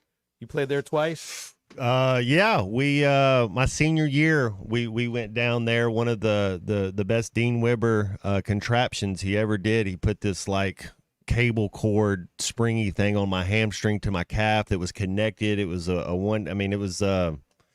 24-21 victory. So the only team all 4 years there under Houston Nutt we went 4-0 was Mississippi. We beat Mississippi State all 4 years. So what was this contraption that Dean Weber built for you? You remember the running back that was it's just it's so it won't let your legs straighten all the way out. It kind of keeps it bent a little bit. There's a thing that's kind of connects down from your calf to your hamstring and it's loose. So but then it stretches when your leg elongates. You know when you're then it won't let it. Just kind of keeps the pressure off of it. It's Almost sounds like a self-married. Hey, we won the game. You know what I mean? What matters. You talk about is Taylor Green's 80% better than the backup quarterback. I might have been 70% that game, but my teammates they carried us that day. I mean, Pierre Brown we blocked a field goal, and Pierre Brown got a special teams touchdown. I mean, team came through and played well that day. I'll say big up to Dean Weber, and that's a great way to start. 3 up, 3 down. It's time for 3 Up, 3 Down. Presented by River Valley Smile Center with Dr. Charles Liggett. Good morning, good afternoon, good night. What does 3 up and 3 down mean to you, Airman? End of an inning, strike 3. The first up that I'm going to have here, it's got to go to the World Series matchup. And a lot of folks might think, hey, you're going to be down on this World Series matchup because it's the two richest teams in the major leagues, but I'm not going to go in that direction because I actually think this is a great World Series matchup. I want to see how the Stars do when the lights are shining as brightly as they possibly can. Giancarlo Stanton never played in a World Series. Aaron Judge never played in a World Series. This is Shohei Ohtani's first chance to do it. We'll see if the Mookie Betts magic continues when it comes to postseason baseball. I actually love this Yankees-Dodgers matchup. Even though I hate the economics of Major League Baseball and how much it's had to do with these teams getting there, it isn't just the money that is the reason why these teams are where they are. And it's historic. I mean, this is the 12th time that the Yankees and Dodgers match up in the World Series. 12 times. Incredible. I can't just help but think about Reggie, Lasorda, Billy Martin, Catfish Hunter, Ron Cey, Fernando, Greg Nettles, Yogi, Jackie, Don Newcomb, Elston Howard, Mickey Mantle, Pee Wee Reese, Casey Stengel, Walter Alston, Leo DeRocher, Gil Hodges, Duke Snyder. The list goes on and on. Put this World Series hopefully in the pantheon of great championship series between these two franchises. I actually love it. I think it'll be really fun. First down goes to the SEC officials for what felt like being intimidated into changing a pass interference call. But more than that, to the Texas fans for throwing water bottles on the field to begin with. Maybe they weren't paying attention when it happened, when Tennessee fans did that a few years ago. This is not the way to act. Look, I've had hard thoughts about rushing the field and the danger that goes into that. At least they didn't rush the field at that moment because I'm sure some of them thought that they could do it. Keep your trash to yourself. You can say whatever you want at a football game, but don't throw anything on the field. That goes to everybody. That goes to everybody listening. That goes to everybody that's going to a game, whether it's basketball, baseball, track, gymnastics, football. Keep your trash to yourself. The Texas toddlers, that's what I like to call them now, throwing those tantrums for no reasons. There you go. My first up, Liverpool, 2-1 victory over Chelsea. They're 7-0-1 right now. It's sitting atop the table right now. Man City's just 1 point behind. So big win for the Reds. And then I'm not going to bring this team up again for the rest of the year because you have to have expectations to lower them. And that's what they've been done in New York. The New York Jets, absolute train wreck. I don't know. I mean, there's nothing good. You watch them play, and it's man, it's really bad watching them play. So yeah, they get the first down. Russell Wilson was the best quarterback on the field last night. Oh my goodness, he played well. Man! He that Steelers team, man, they really are. Pittsburgh Steelers are America's team, and UNLV right now is America's team in college football. But man, Russell Wilson couldn't happen to a better guy, man. You know I'm always pulling for Russell Wilson. I know that. All right, Dr. Charlie Liggett, it is always great having you here on Halftime for 3 Up, 3 Down. What do you got first? Okay, so this weekend I went down to New Orleans for my 20th dental school reunion. And lived to tell about it, apparently. I made it back. But let me tell you what happened. It was really cool. So we go in to Manning. I don't know if you've ever been there, but it's Peyton and Eli, Archie's place. And so we sit down, just going to watch some football before the reunion. And the server comes over and he goes, do you guys mind scooting down a chair because Mr. Manning comes in, he likes to sit here. So we're like, no, that's fine. We'll move down. And so scoot down. About 5 minutes later, Archie Manning walks in. He sits down. He just hangs out with us for 3 hours. We start talking. We talk about sports the whole time. We're watching games. My buddy that was there played football at Louisiana Tech. started asking him a bunch of questions about that. And it wasn't like we didn't want to bother him, but he just was really interested in what we were doing. And That's pretty cool. it was yeah. really, really fun. Well, now, Dr. Liggett, my thought would have been when they tell you that Mr. Manning likes to sit in this seat, my next question would be like, all right, which Mr. Manning are we talking about? We were here? trying Like, to figure either it one out. of them, Yeah. have him sit right here. I'll be happy with it. Absolutely. Yeah. And we talked about Archie and, going to Texas. He said he's not getting around really good. He's on a cane and stuff now, but just as nice as he could be. That's football royalty right there, man. That's as close to royalty as you get in America is the Mannings. Yeah. So Right. Some people have a coach's tree, like coaches that spawn other coaches to go work at other places. He's got himself a quarterback tree right there, doesn't he? no kidding. So on that same vein, my first down is I was in New Orleans for the Arkansas LSU game with for my reunion. We had it on a big It's just screen. funny how up and down starts with the exact same setup. Yeah, it's exactly the same. So there were 50 LSU fans at this reunion, and so I had we were dressed up. I had a little lapel pin, little Razorback lapel pin, and I was the only. You're in the Tigers' den, right? The Lions' den, yeah. I was the only non-LSU fan at this entire place, and so. Dr. Liggett, though, did you detect a lot of like corn, like fried cornmeal, like stuck in their teeth or something? You must have smelled that. You had to have. Oh, for sure.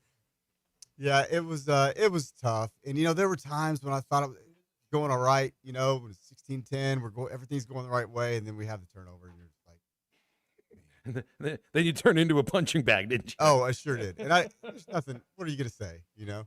That's right. Yeah, at that point, you put yourself in that situation. I guess you just got to live with it. Yeah. Second up for me, I got to go with the LSU offensive coordinator, Mike Denbrock. I mean, showing the ability to game plan in a different way than they did the week before against Ole Miss. I mean, they had 12 plays of 15 yards or more in the passing game against Ole Miss. They had maybe one against Arkansas, and they took what the Razorbacks gave them and were just happy to do it. I think it's an offense that can very well go deep and very well reel off 25-yard, 30-yard, 40-yard passing plays. They were content 6, 7, 10 yards, 12 yards at a time, and it was impressive to see Mike Denbrock win that battle of the coordinators, and I thought he did a great job with that. Second down goes to the Arkansas rushing offense against LSU, which just, didn't make much sense. 38 yards rushing. When you take the sacks out, it was only 68 positive yards against a defense that had allowed an average of 128 yards a game. Just wasn't much there. And the worst part about it is that the most successful run turned into a fumble by Rashad Dubinion. Matt, what do you got? Man. All right, let's go. My second up is the Georgia Bulldogs. I'd had Georgia over Texas. I thought it'd be a little closer, but man, that Georgia team, when they're on that defense, that is scary. I don't know if, and you said the rankings, they don't matter as much right now, but man, I probably have Georgia as the number one team. I know Oregon's number one right now, and I like their quarterback. They gotta. That's gonna be. That'd be interesting. I don't know if they can match. Can they match up with the SEC offense and defensive line? Can they do it for a game? Probably. Can you do it for a season? I don't know. My second down is it's the World Series. It's set, and I'm excited for it. But I wanted the Subway Series. But I get your point, Phil. You are getting the best baseball player in the game right now is playing in the World Series, and that's exactly what you want to see. Yeah, both of them. The Judge on one side and Ohtani on the other. Does Ohtani, do you bat him leadoff? That's where they've batted him for a while now. Okay, yeah. that's what I thought. More than anything, because that your leadoff batter gets the most plate appearances. It is that simple. I think it's a no-brainer, right? Yeah. All right, what do you got for number 3, Dr. Liggett? Or number 2, sorry. I'll put you one farther ahead. Number 2 up. One more quick thing about Archie Manning. I forgot to say. He before he left, he paid. He had drank a couple drinks or something. He paid and left a $100 tip to the server. I mean, his name's on the building. And who has it any better than Archie Manning? Yeah, and right. Don't say Jack Harbaugh. We can't. Okay, so my second up, ex-Hog kicker Jake Bates kicking the game winner for Detroit. One little bit of information: he played soccer at UCA. Yep. I played baseball there a long time ago. Love seeing those UCA guys do well. That was pretty. And he was he accepted a job as a brick salesman or something. Really? Like a little over a year ago. Like he thought he was out of football, and then I love those stories. yeah, isn't that cool? It's like the guys that go from ditch diggers to major leagues. Yeah, Kurt Warner, yeah, bagging groceries. That's right. What was John Starks doing before he turned into a star with the Knicks? Wasn't he also stacking groceries somewhere? I love those kind of stories. Yeah, Jake Bates. Jake Bates, from soccer player at UCA to field goal kicker at Texas State to kickoff specialist at Arkansas to I think I may have to take a job selling bricks to place kicker for what was the team called? The Michigan Panthers in the UFL. And now he's kicking game-winning field goals and getting celebrated in Detroit with the Lions, a team that might be playing the best football in the NFC. That's so cool. Love it. Love it. All right, what's your second down? Second down, Miami Dolphins lose. Snoop Huntley goes down, gets hurts his shoulder. They come in and just have no answers to anything. Too many mistakes, like the Hogs. They were up 6-0 in that game, weren't they? Were they up early? They were up early, and then but Hill and Waddle gets no looks the whole first half. You're getting Tua back sometime soon. I think Tua going to play by the end of the month. Hopefully next week. They're saying against the Cardinals, he's going to start back practice this week. So. Oh, that's so scary. I know, super scary. Yeah. But they're saying, hey, it's up to him, right? If the kid wants to do it, and it's.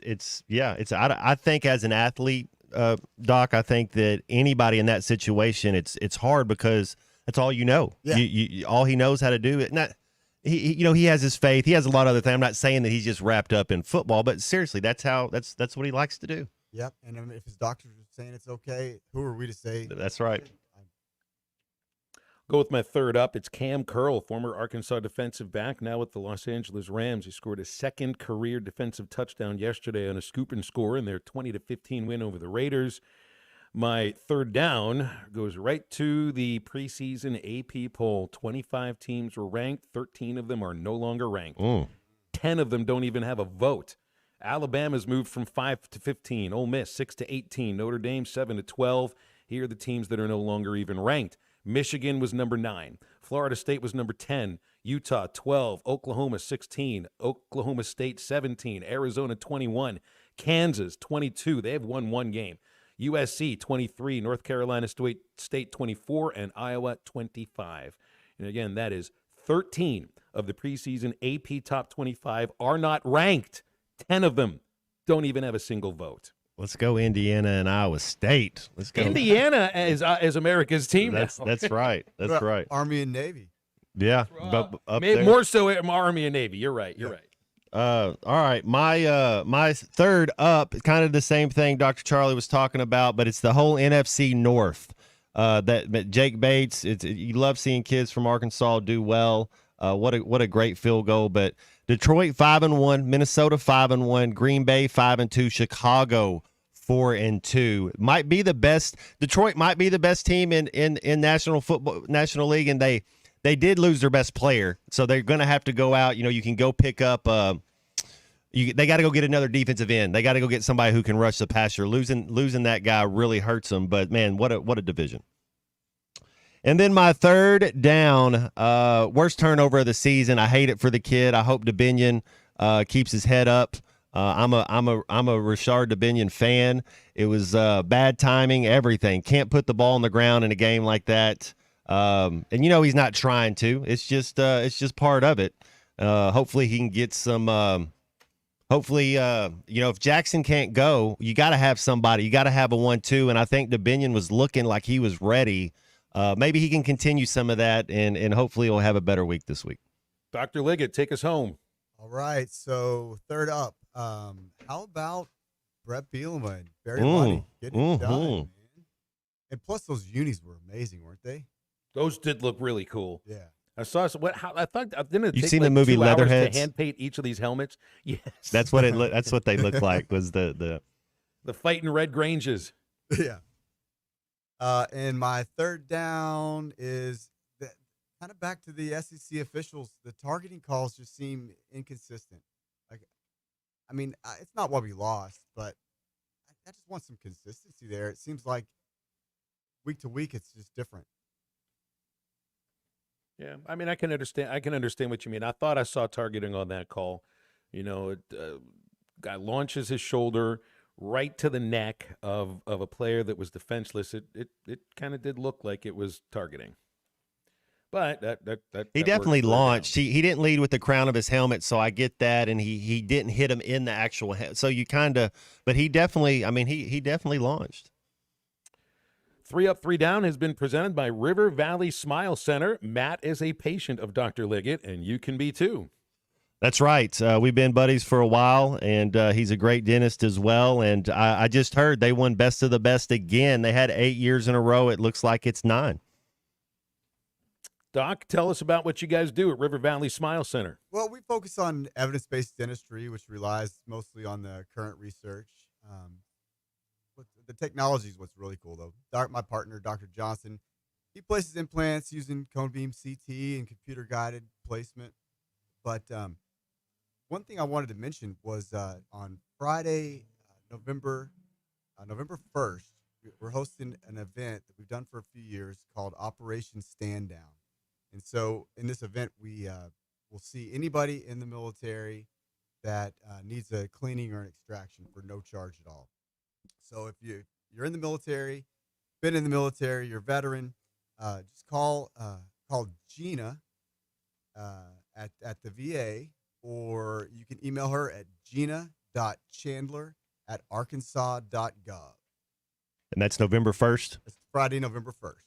It's at our office at 8309 Phoenix Avenue. Man, that's a fantastic way to give back, Dr. Liggett. We appreciate that very much. And I know that anybody listening that takes advantage of that will appreciate it as well.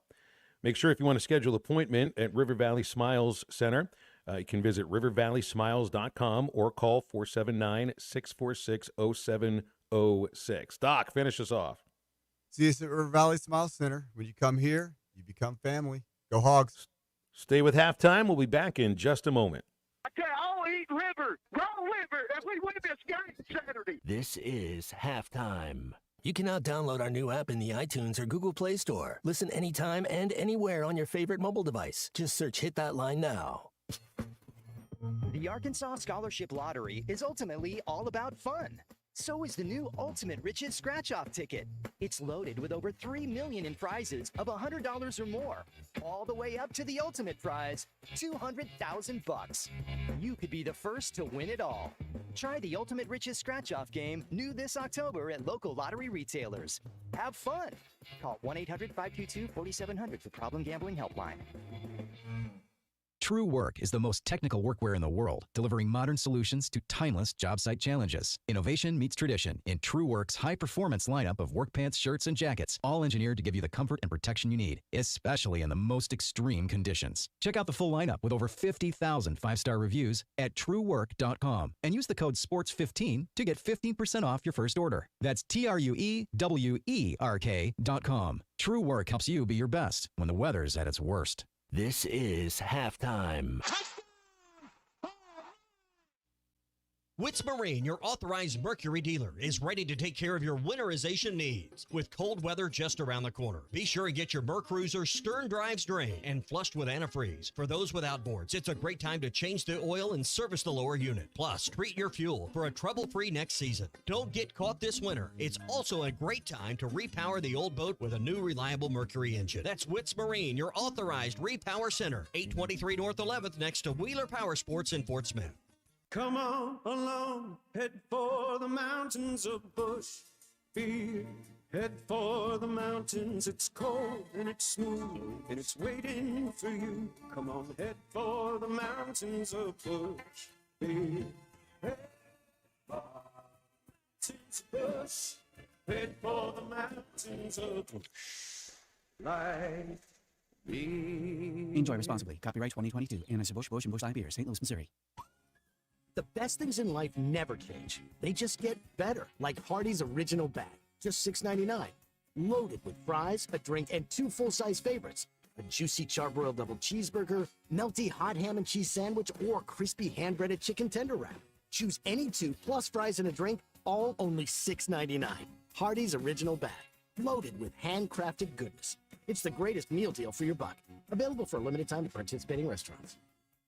World-class trout fishing is the star of the show at Gaston's White River Resort, where a few days away from all the worries and stress will make all right in your world. Gaston's has friendly, experienced guides to help you land your limit. Enjoy your stay at Gaston's in one of their private cottages or reserve a lodge for up to 20 people. Call now and let Gaston's help you plan your next getaway on the White River. 870-431-5202. That's 870-431-5202. Or learn more at Gastons.com. Gaston's, a first-class time, every time. It's sad that we live in an unsafe world, but we do. Would you be able to show the police who was at your home if something was taken? Guardtronic installs alarm systems as well as camera systems. We here at ESPN rely on our Guardtronic installed cameras to keep an eye on what's going on around our building, as many of you do. Guardtronic has been serving the River Valley for over 60 years. Call Guardtronic for a free estimate so you'll be able to show the police who the bad boys are that took your belongings. License E50. When you need legal help, turn to the law offices of Craig L. Cook. With over 40 years combined experience, the Cook Law Team works for you. If you've been injured in an auto accident, hurt on the job, a victim of nursing home negligence, or need help with bankruptcy, Social Security, wills, trusts, estates, or family law issues, Craig Cook will go to work for you. Call us today, 479-783-8000. The law offices of Craig L. Cook with locations in Arkansas and Oklahoma. We work for working people. Your home for every Razorback football, basketball, and baseball game. ESPN 95.3.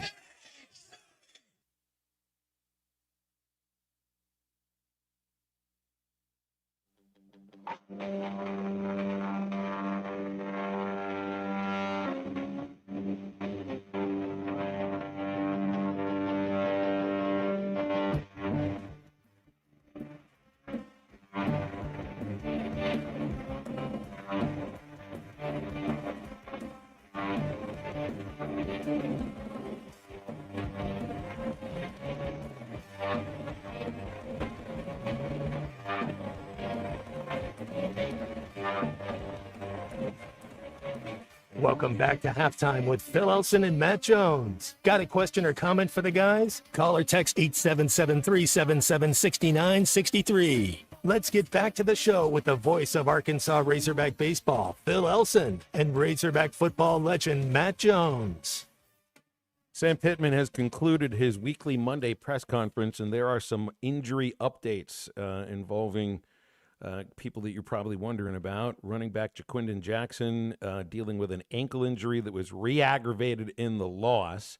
And Coach Pittman said that Jackson is, quote, probably very questionable, unquote, for the game. So that would be probable and questionable at the same time. But it sounds like it would be quite surprising if he is able to suit up. Not quite sure still about Rodney Hill's status. He has missed every game since the A&M game. So, I mean, in this case, that means your top running back is going to be Braylon Russell, Matt, and then your backup will be Rashad Dubinion. You'll have two guys basically to hand the ball to, and then I'm assuming, you know, some of the running will also be Taylor Green, and maybe we'll see Terrell Reed, who transferred in from Florida State. Let's go Dubinion. Let's go Russell. Man, those there's talent. Those two guys are both talented, Phil. They're both real-time SEC running backs, so if you were to talk about what's our deepest position, I think the running back room is got guys that, you know, top to bottom from 1 through 4 that they both those guys are capable of having 100-yard days against Mississippi State. Only 5 carries against LSU, which is a season low for Jackson, outside of just 8 against Arkansas Pine Bluff. Fewest carries he'd had in the game was 10 in the loss against A&M. Do you think the ability for Taylor Green to run hurt us offensively this week? The fact that he wasn't himself, the fact that he really wasn't going to get out and run. Do you think that? I think a little bit. Yeah.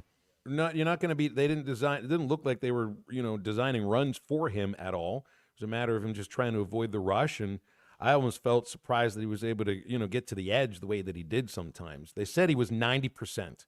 Is pretty much what Sam Pittman said. So I actually was impressed though with the way he threw the ball. So I think he might have been told, or at least mentally digested the thought of, I got to go through my progression a little bit more.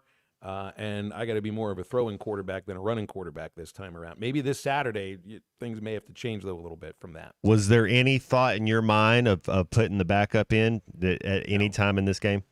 No. Yeah, I didn't have a thought of that either. You don't know if he's healthy or if the game's getting away from you and all that stuff. But as long as it's a 2-score game, I was if he can go, Taylon Green's the guy. Sam Pittman also said Jalen Braxton will not return until after the next off week. So it's one of your starting cornerbacks and potentially your best covered cornerback who's out for, I think it'll be about a month and a half, if not a little bit longer than that by the time he returns. You could see Jaheim Singletary really struggled even just trying to keep them in front of him, and they sent out Hudson Clark to play at cornerback instead of his normal safety position and took Singletary out for a little bit of time. So, yeah, Jalen Braxton hasn't played since the Oklahoma State game. His name's not even on the depth chart, and he won't be back until at the earliest the Texas game. And Patrick Kutas is available after a back injury, but they want to redshirt him. He hasn't played yet, so, I mean, they just got to get him in 4 games, and the bowl game won't count as long as you get in a bowl game. Those are your injury updates. Hey, don't forget, Joe's Grilling Cantina is where you want to be to watch the big game on Saturday. Half-price apps and half-price taps during Arkansas football games, of course. $15 pitchers of beer, margaritas and sangrias, and endless enchiladas all day long. And that's at Joe's Grilling Cantina for football Saturday, 74th Street, Fort Smith, across from Harps, joesfortsmith.com. Back in just a moment, we'll wrap up hour number 2 of Halftime. Who's the big winner here tonight at the casino? Huh? Mikey, that's who. Mikey's the big winner. This is Halftime. Watch every Hog game this season at Joe's Grill and Cantina, your home for half-price apps and taps during every Hog game. With TVs all around the restaurant, you'll have a front-row seat for all the action. Half-price appetizers like Joe's Sampler Platter, ballpark nachos, 10-layer dip, brisket nachos, and Mexican pizza. And ask about Joe's tailgate packages to make your football experience even better in the comfort of your home. Half-price apps and taps for every Hog game at Joe's Grill and Cantina, 3400 South 74th Street, across from Harps. Summertime in Arkansas means pond and creek fishing, and nothing catches bass and bluegill. On ESPN Arkansas, download the brand new Hit That Line Now app in the Apple and Google Play stores. ESPN Arkansas, more than just radio stations. Tommy Kraft here. When it came time for new gates and some fence repairs at my home, the Fence Man was my first call. The Fence Man does it all, from large commercial jobs to small residential repairs. Wood privacy fence, vinyl fence, commercial or residential chain link, even custom wrought iron fencing. 479-782-3936. 18 months, same as cash financing with approved credit is now available. If it involves fencing, the Fence Man does it. The Fence Man. He ain't afraid of no work. 479-782-3936. It's a dandy white perch. Big old slab. C'est bon, sacalé. One beautiful crappie. It's a paper mouth. Some serious crappie. Nice speck. We got coffee.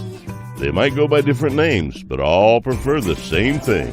Bobby Garland, America's favorite white perch, slab, sockeye, papermouth, crappie, speck, crappie baits. I call it dinner. BetOnline is the world's most trusted betting platform and your number one source for everything sports betting. Every stat, every matchup, breakdown, and even live odds and spreads to bet on during the games. With the largest catalog of odds on everything from football, MLB playoffs, NHL, and NBA to political props. When the game is over, head over to our online casino and get in on a game of blackjack, poke. Head to the website today to get in on the action with America's most trusted site for online wagering. BetOnline. The game starts here. Hey, ESPN 96.3 and hitthatline.com. Have you been to Swark Liquor? Trey Gentry and his team have a phenomenal spot. It's the first liquor stop in Arkansas for our Dallas and Texas fans traveling up to the hill. So if you're heading to Fayetteville, the lake, a cabin weekend, hunting, fishing, or any other activity you need your favorite drink, stop by Swark Liquor. And check out their apparel too. You'll want to wear it. Swark Liquor, 864 East Colin Ray Drive in Queen, Arkansas. Swark Liquor, we promise to keep them cold for you. Hey everybody, this is Tyson Van. Dad, tell everyone about your job at Mike Jr.'s Mobile Wash. Power washing, son. I've been working in the business for over 15 years, all over the River Valley and Northwest Arkansas, residential or commercial. At Mike Jr.'s Mobile Wash, our cleaning services include exterior home, fence, driveways, walkways, gutters, pool deck cleansing, and more. Call my dad at 479-763-5561. Mike Jr.'s Mobile Wash. One call, cleans it all. Tough. River City Coatings, 471-7675 or online at rivercitycoatings.com. When a Newmeyer's involved, you know you're going to get great food and have an awesome time. Hey, Ty Richardson for Newmeyer's Rib Room and Beer Garden. They've been whipping up the best ribs, tamales, and smoked wings for years. Rib Room has live bands for you through the month of October and game day specials. For to-go orders, call 479-494-7427. Newmeyer's Rib Room and Beer Garden, located at 424 Garrison Avenue in downtown Fort Smith.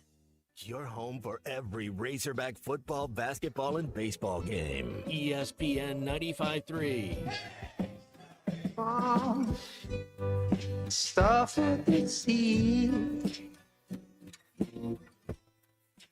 I'll see you late. With sample from side. Go to the rising light. Moving for tomorrow's show. Ahead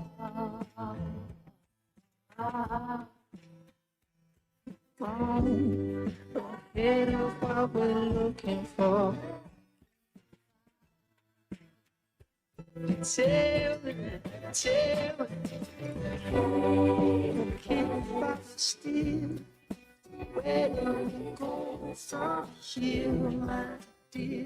Welcome back into Halftime Live from the Crabtree RV Studios. Crabtree RV Center in Alma, where we make your dreams come true.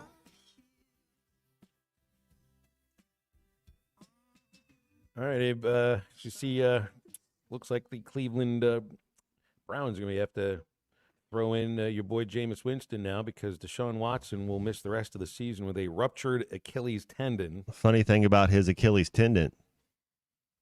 Oh, yeah. Funny thing where that's located on. Yeah, I've heard about this a little bit, right? Hate it for him. What do you think about fans booing him? Do you think that's just because it was a bad deal, or it was because of the off the field stuff? You probably had more of that. I think it had more to do with him being a bad quarterback. If he would have led them to a 6-1 start, they would have been crying tears of sadness for him for his injury. You remember what Debo said? It's all about. You remember what Debo said about Deshaun Watson when he was leaving Clemson, coming to the NFL? He said, "You don't want to pass on him. You're passing on Michael Jordan." He said he was the next. He was going to be the best. Have you seen a quarterback that was like had the chance, or I don't know what the proper because was he ever that? I mean, he got paid, but man, it's like he's just fallen off a cliff. Like it's like he's like Aaron Rodgers now. It's like you know he can't do anything right. Well, with Rodgers, it's like, all right, he's 40 years old. You can kind of understand how your skills and your athleticism just sort of melts away sometimes. But at age 29, this should not be happening. This is when you're in your prime. This is as his prime, but it's been like this ever since he got to Cleveland, Matt. So I mean the line of delineation was all that was basically all of the masseuses that he harassed and got in trouble for, and that's where he changed into the quarterback he is now. That before that he was a little bit of like the next Michael Jordan at this position. I mean, he was He was one of the best quarterbacks in the sport. Otherwise, I don't think the Browns would have traded basically the franchise draft choices and thrown all the money they could towards him. It doesn't make sense to see that kind of skill just completely melt away, where it's got to be a mental thing. I mean, it just has to be an emotional or mental thing. And look, I'm no fan of his because the things that he did to those women is despicable. And he's apparently still, there's been more accusations getting thrown around since I think he's moved over to Cleveland. It's just like, but I don't understand how somebody goes from being an all-world quarterback at age 25 to just 2 years later, he stunk. Is it a matter of sitting out? Is it sitting out a year? Does that do it to you? I don't think so. There's got to be something in his brain, Matt. Well, yeah, because the talent, coming out is he's got all the talent, but it's just I thought he would have success, is what I'm saying. I thought he would be doing better, and that would have been one I missed on as well. As a Steelers fan, I was nervous when he got traded to the Browns, thinking that defense. Talk about just having to score 24 points. Like you get to 24, you're winning most games there. No kidding. I really thought that he was going to lead them to, I don't know, say like AFC championships or something, but to relevance again. Anyway, he's out for the rest of the year, and now it's going to be Jameis Winston, the future of the Browns. Our future is our third hour of halftime. We'll get into that right after this. Hey, it's Matt Jones. Join me, Phil, and Dr. Charles Liggett every Monday at 12:15 for my favorite segment, 3 Up, 3 Down. My second up, the game plan that he put together, that was fun to watch. 3 Up, 3 Down is presented by River Valley Smile Center. I'm a patient there, and you can be too. Visit rivervalleysmiles.com or give them a call at 479-646-0706. That's River Valley Smile Center. When you come here, you become family. This is Coke Zero Sugar. Could I be the best Coke ever? Try and taste with your ears. Hear those bubbles? Imagine them tingling on your tongue. Fizzy deliciousness. Listen to that cascading liquid. A mouth-watering waterfall. Irresistibly tasty. Zero sugar. Crisp, refreshing, and ice cold. Is Coke Zero Sugar the best Coke ever? Try and decide. Brothers Roofing and Restoration, a licensed and insured local roofing contractor in Arkansas. Since his playing days for the Hogs, Brother Alexander has been on rooftops, many years as an adjuster, and in the past decade as a roofing contractor. He knows how to help you through the insurance process while replacing your roof using only the industry's best materials. And being a lifelong Arkansan, he'll be here to stand behind his workmanship and warranty. Call 479-353-3877 to arrange a time for Brother and his team to inspect your roof.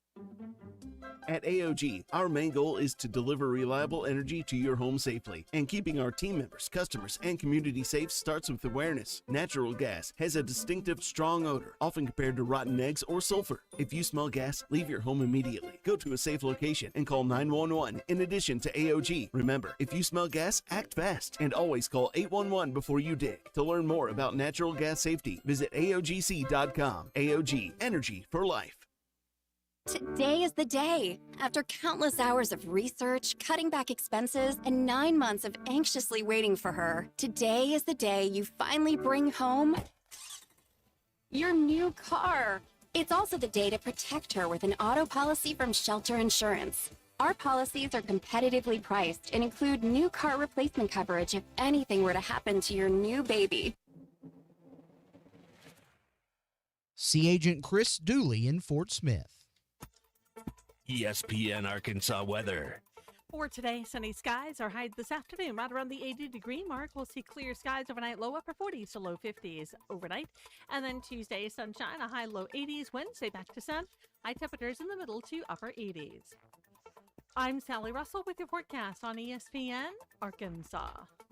The weather is brought to you by Shamrock Liquor Warehouse, 5609 Midland Boulevard, your leader in fine wines, beers, and spirits. KERX Paris, Fort Smith. This is Halftime, coming at you from the Crabtree RV Studios on ESPN 95.3. Coming to you live from the Crabtree RV Center Studios. Broadcasting on ESPN Arkansas and streaming on hitthatline.com. You got a good one tonight. You got a team in here that doesn't respect it.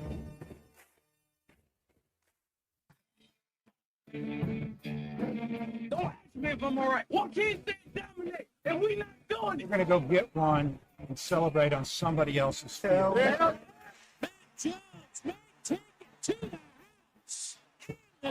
People said you had very motivational words at halftime. It's halftime with Phil Elson and Matt Jones. From the bottom of my toes to the top of my head. What's my heart, dog? Let's go, man. I have zero respect for saying no moss at halftime. Name one Razorback is vintage Matt Jones.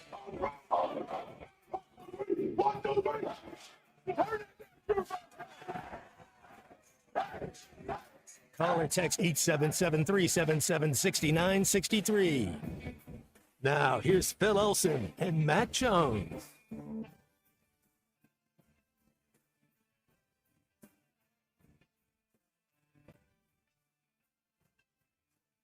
Into our third hour, 1 minute after 1 o'clock in the afternoon. Halftime continues on ESPN Arkansas and hitthatline.com and the Hit That Line Now app. Phil Elson, my partner Matt Jones, Colton Little, C45 is producing for the remainder of the show. We are wide open for right now. Connor O'Gara from Saturday Down South, about 15 minutes. 877-377-6963 to get with us. The line is out for Arkansas, Mississippi State on Bet-Saracen, and the Hogs are the favorite by a touchdown on the road, too. -7, -275 on the money line. Over-under currently 58. I haven't done my research yet on Mississippi State, but I know that it's another freshman quarterback, Matt, but somebody that has been playing quite well in the last couple of games. Feels pretty much must win, and it doesn't sound like you're going to have Jaquindon Jackson available for it. Nothing guaranteed on that yet. There'll be an update about it on Wednesday, but sounded like questionable was the word. So you'll be down. Armstrong's your best offensive player, right? Yes. Taylor Green, but non-quarterback player. Yeah. Armstrong is our best. We got him the ball early, Phil, and it's for some reason if they adjusted or it just seemed like they were going to make us go somewhere else with it. Like it just even seemed like we targeted him as much as we usually do. 10 targets, 7 catches for Armstrong. Gosh, he's so good. He's our best player. Yeah. I was actually impressed with Broden. You know, there were 3 catches. He had the one that was separated from him that probably should have been targeting, but it felt like he played one of his better games. But as far as wide receivers go, they were 14 receptions to wide receivers. Didn't it look early like Luke Hasz was going to get really involved in the offense, and then it ends up he only got targeted twice. So I mean, right now, if I was to look at a player that I'm not going to use the word disappointing. It's just surprising that Luke has 10 catches for the year for about 114 yards. He had more yardage in the one game against LSU last year than he's had in his first 7 games this year. And I understand he's been hurt. The back has been an issue for him. But I thought that the tight end was going to end up with a big game against LSU, and it turned out Armstrong was really the only offensive player who did have the big game. I think coming into this, it's Mississippi State week. We should have over 200 yards on the ground. We got to get back to running the football. Heavy dose of Russell, heavy dose of DeBinion. Being able to run the football helps. It helps keep the ball. It helps keep some momentum. It helps keep moving the chains going forward. We never really looked comfortable on. We had a couple drives there on offense where we looked comfortable, but for the most part, man, we never looked like we were a threat. 877-377-6963 to get with this here in halftime. I'm looking at the drive chart, Matt, and it's like the long field every drive. They were looking at a 75-yard field every single drive, but they really didn't get all that far into LSU territory too often. Drives ended at the LSU 23 on a missed field goal. You had the 1 touchdown. You had the field goal, the 51-yarder, which was impressive by Matthew Shipley, and then one at the 47. But other than that, other than the touchdown, Matt, the farthest Arkansas got was the LSU 23. That was the opening drive and the missed field goal, and after that, 33-yard line. I know that field position was part of it, and some of that might go to the defense, but they didn't really threaten very much, And it's like, the mistakes against Oklahoma State. Well, they threatened quite a bit. They didn't really threaten too much against Texas A&M, and I felt it's the same way against LSU. Defensively, I just think LSU was a lot better than I anticipated. And look, it wasn't just a matter look, they get to the quarterback. That's how they play defense. No, I was actually impressed with the way they slowed the run down and their gap fits. And and the linebacker play. I don't think it's just their edges, Matt. I think those two linebackers, Weeks and Penn, they can create some havoc with a lot of teams. Ole Miss, they're coming in after this Mississippi State game, and that's going to be another top team. But yeah, Phil, LSU, if you're saying a top 4, looking in the SEC, they're there, man. It's Georgia, LSU, Texas. I think those are kind of your 3, and then A&M. I think those are my 4. Those are my top 4. Put them in whatever order you want to, but that's the top 4. Then I honestly think, Phil, I think Ole Miss is 5. They're right there at 5 or 6. They're right there. So it's tough sledding. You saw what happened. We played. That was the best team. That was the best coach team. That was the best quarterback we played. That was the most athletes on the field. That's what LSU was. They had bigger, badder dudes, and we never really looked at a threat. They never really looked like they were worried about us doing too much. This Aggies-Tigers game in College Station on Saturday features 2 teams that lost their season opener and have reeled off 6 wins in a row since. LSU losing to South. And that's the thing. It's like you look at a week 1 loss, and right now, it doesn't matter very much. I mean, Notre Dame's a good football team, regardless of their loss to Northern Illinois. Southern California really struggling right now, but I look at that and I say, you know what? It's the first week of the season. Nobody really knows what they have at that point. 6 straight wins since then, and I'm impressed with LSU. Heck, I've been impressed with A&M since we got our eyes on them. Somebody's getting away with a 7-game winning streak in first place in the SEC, and really both of those teams, both LSU and A&M, Matt, I think they have a clear line potentially to the SEC championship game if whoever wins this game. I'd say LSU probably more so than A&M. A&M's toughest game after this is Texas. LSU's toughest game after this is Alabama in Baton Rouge. Man, that's going to be a good one. I heard that Auburn, when they played Missouri, if they would have played that game again 10 times, they would have beat them 9, though. So at least they got that going for them. Something that he can be reminded of every single game. What you got on Brady Cook, though, going to the hospital, getting an MRI on the ankle, yeah, and then coming back and helping them, lead to a 15-0 run in the fourth quarter for the win. And I know, I know the hospital is pretty close. It's pretty close to the football stadium. Usually, I don't know if you'd be able to do that in Fayetteville. It would take too long to get from Washington Regional, to Washington Regional. It really would. Police escort, though, yeah.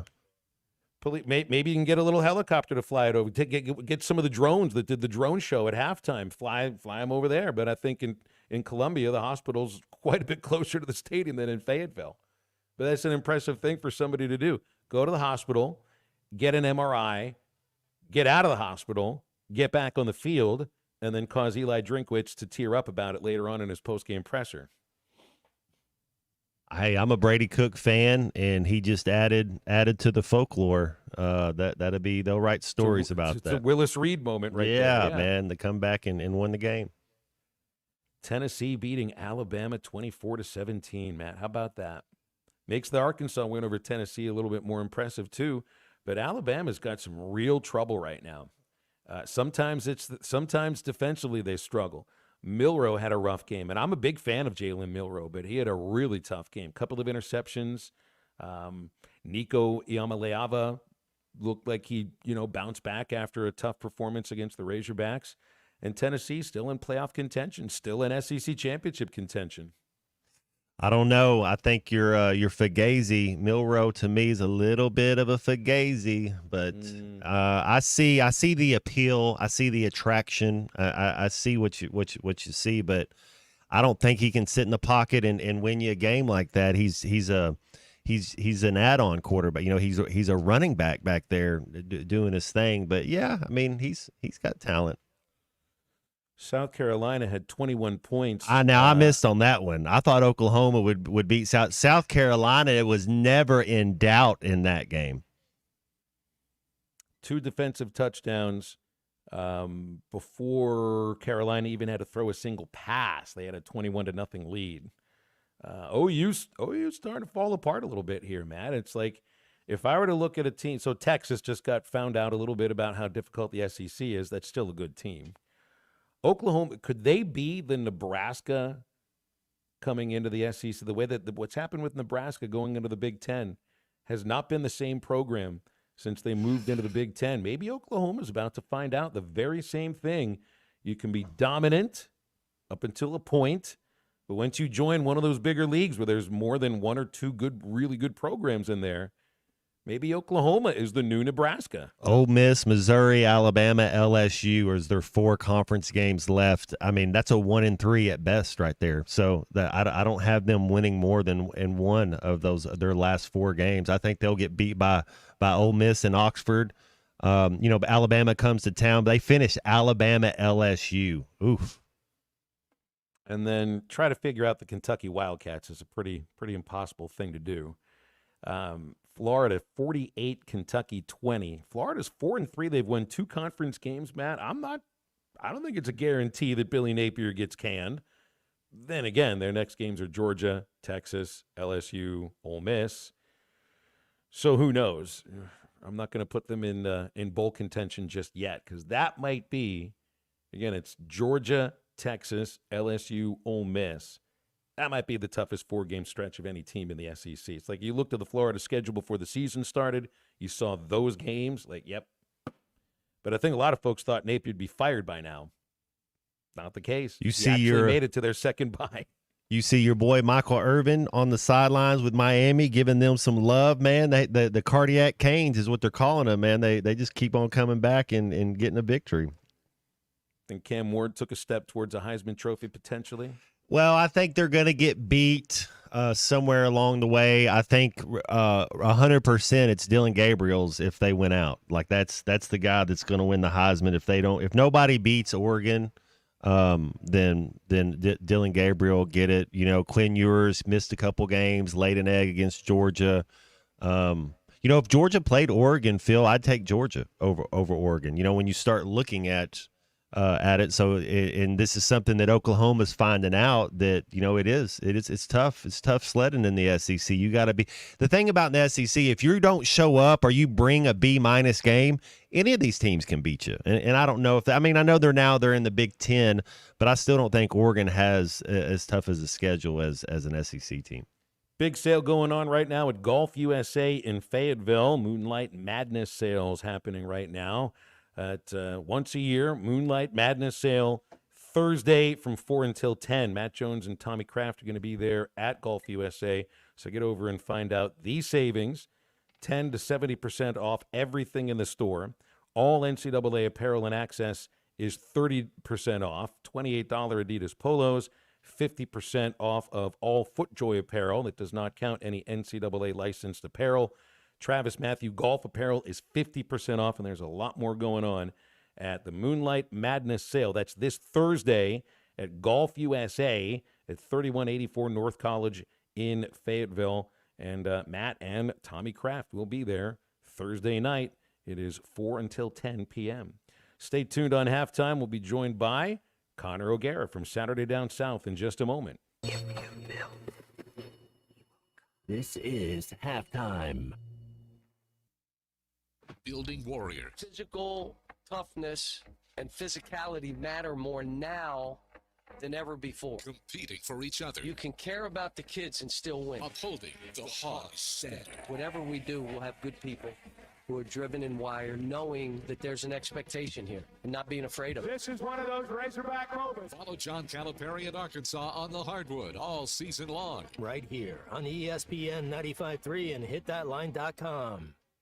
Valley Family Dental, formerly known as Riley Farm Dental, at the entrance to Riley Farms, provides every type of dental care and procedure for you and your family. Dr. Sparkman, Farmer, and now Dr. Blaine Van Nice work to give all of their patients better lives with a better smile. Valley Family Dental, now offering same-day crown service. Mention you heard this ad on ESPN Radio at your next appointment and receive a free bleaching kit or $100 off in-office accelerated whitening. Call 226-3500 for an appointment or visit valleyfamilydentalpractice.com.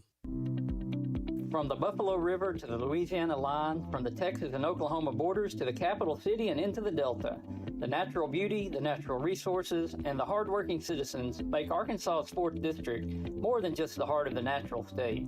It is a land of opportunity to raise families, to build communities, and to do our part for a brighter future. I'm Congressman Bruce Westerman. It's an honor to serve you. I approve this message and sincerely ask for your vote. Paid for by Westerman for Congress. With everyday low prices on top brands, locally owned Jaeger's Ace Hardware is committed to offering real service with real savings. Get these red-hot buys at any of our 4 locations. Huge mums in 10-inch pots. Price drop. Now only $7.99. Brown jersey work gloves are only 50 cents a pair. And get an Ace 100-piece ratcheting screwdriver and bit set, or a 10-piece pliers and wrench set for only $24.97. Order online now and pick up in the store or curbside anytime. Find more everyday low prices online at JagersHardware.com. Witz Marine, your authorized Mercury dealer, is ready to take care of your winterization needs. With cold weather just around the corner, be sure to get your Mercruiser stern drives drained and flushed with antifreeze. For those with outboards, it's a great time to change the oil and service the lower unit. Plus, treat your fuel for a trouble-free next season. Don't get caught this winter. It's also a great time to repower the old boat with a new reliable Mercury engine. That's Witz Marine, your authorized repower center, 823 North 11th next to Wheeler Power Sports in Fort Smith. Precision Garage Door features the finest quality materials, installation, and service for all your garage door needs, including garage door repair and new garage doors and openers. Fully licensed and insured with the largest showroom in Northwest Arkansas at 1907 Town West Drive in Rogers and in Fort Smith at 416 North 10th Street. Call Precision Garage Door today at 844-PDS-DOOR or check them out online at PrecisionDoorNWA.com. Financing is available. Precision Garage Door, voted best garage door company of Northwest Arkansas and the River Valley. Your home is your biggest asset. So when you decide to add a sunroom, a patio cover, a new driveway, or new windows, you need to call a company you can trust. Sawyers has been part of your community for over 30 years. They're insured, licensed, and have 100% financing for all of their products. Take all the worry out of your next project. Call Sawyers and let them handle it from permitting to completion. Sawyers, serving the River Valley and Northwest Arkansas with a full showroom located in Fort Smith or online at sawyers-sunrooms.com.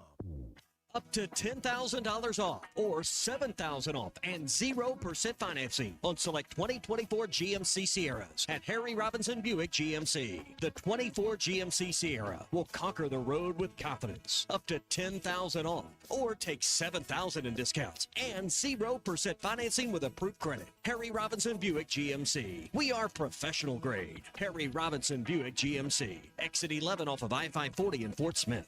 Your home for every Razorback football, basketball, and baseball game. ESPN 95.3. Seems this world got you down. Feeling bad about me so proud. Open your eyes, girl. Look at me. Look, I wanna show you how it used to be. We're gonna have a good thing. Look a good thing, baby. And when your world don't bring you back, and life giving you upset, you can change that wrong to right.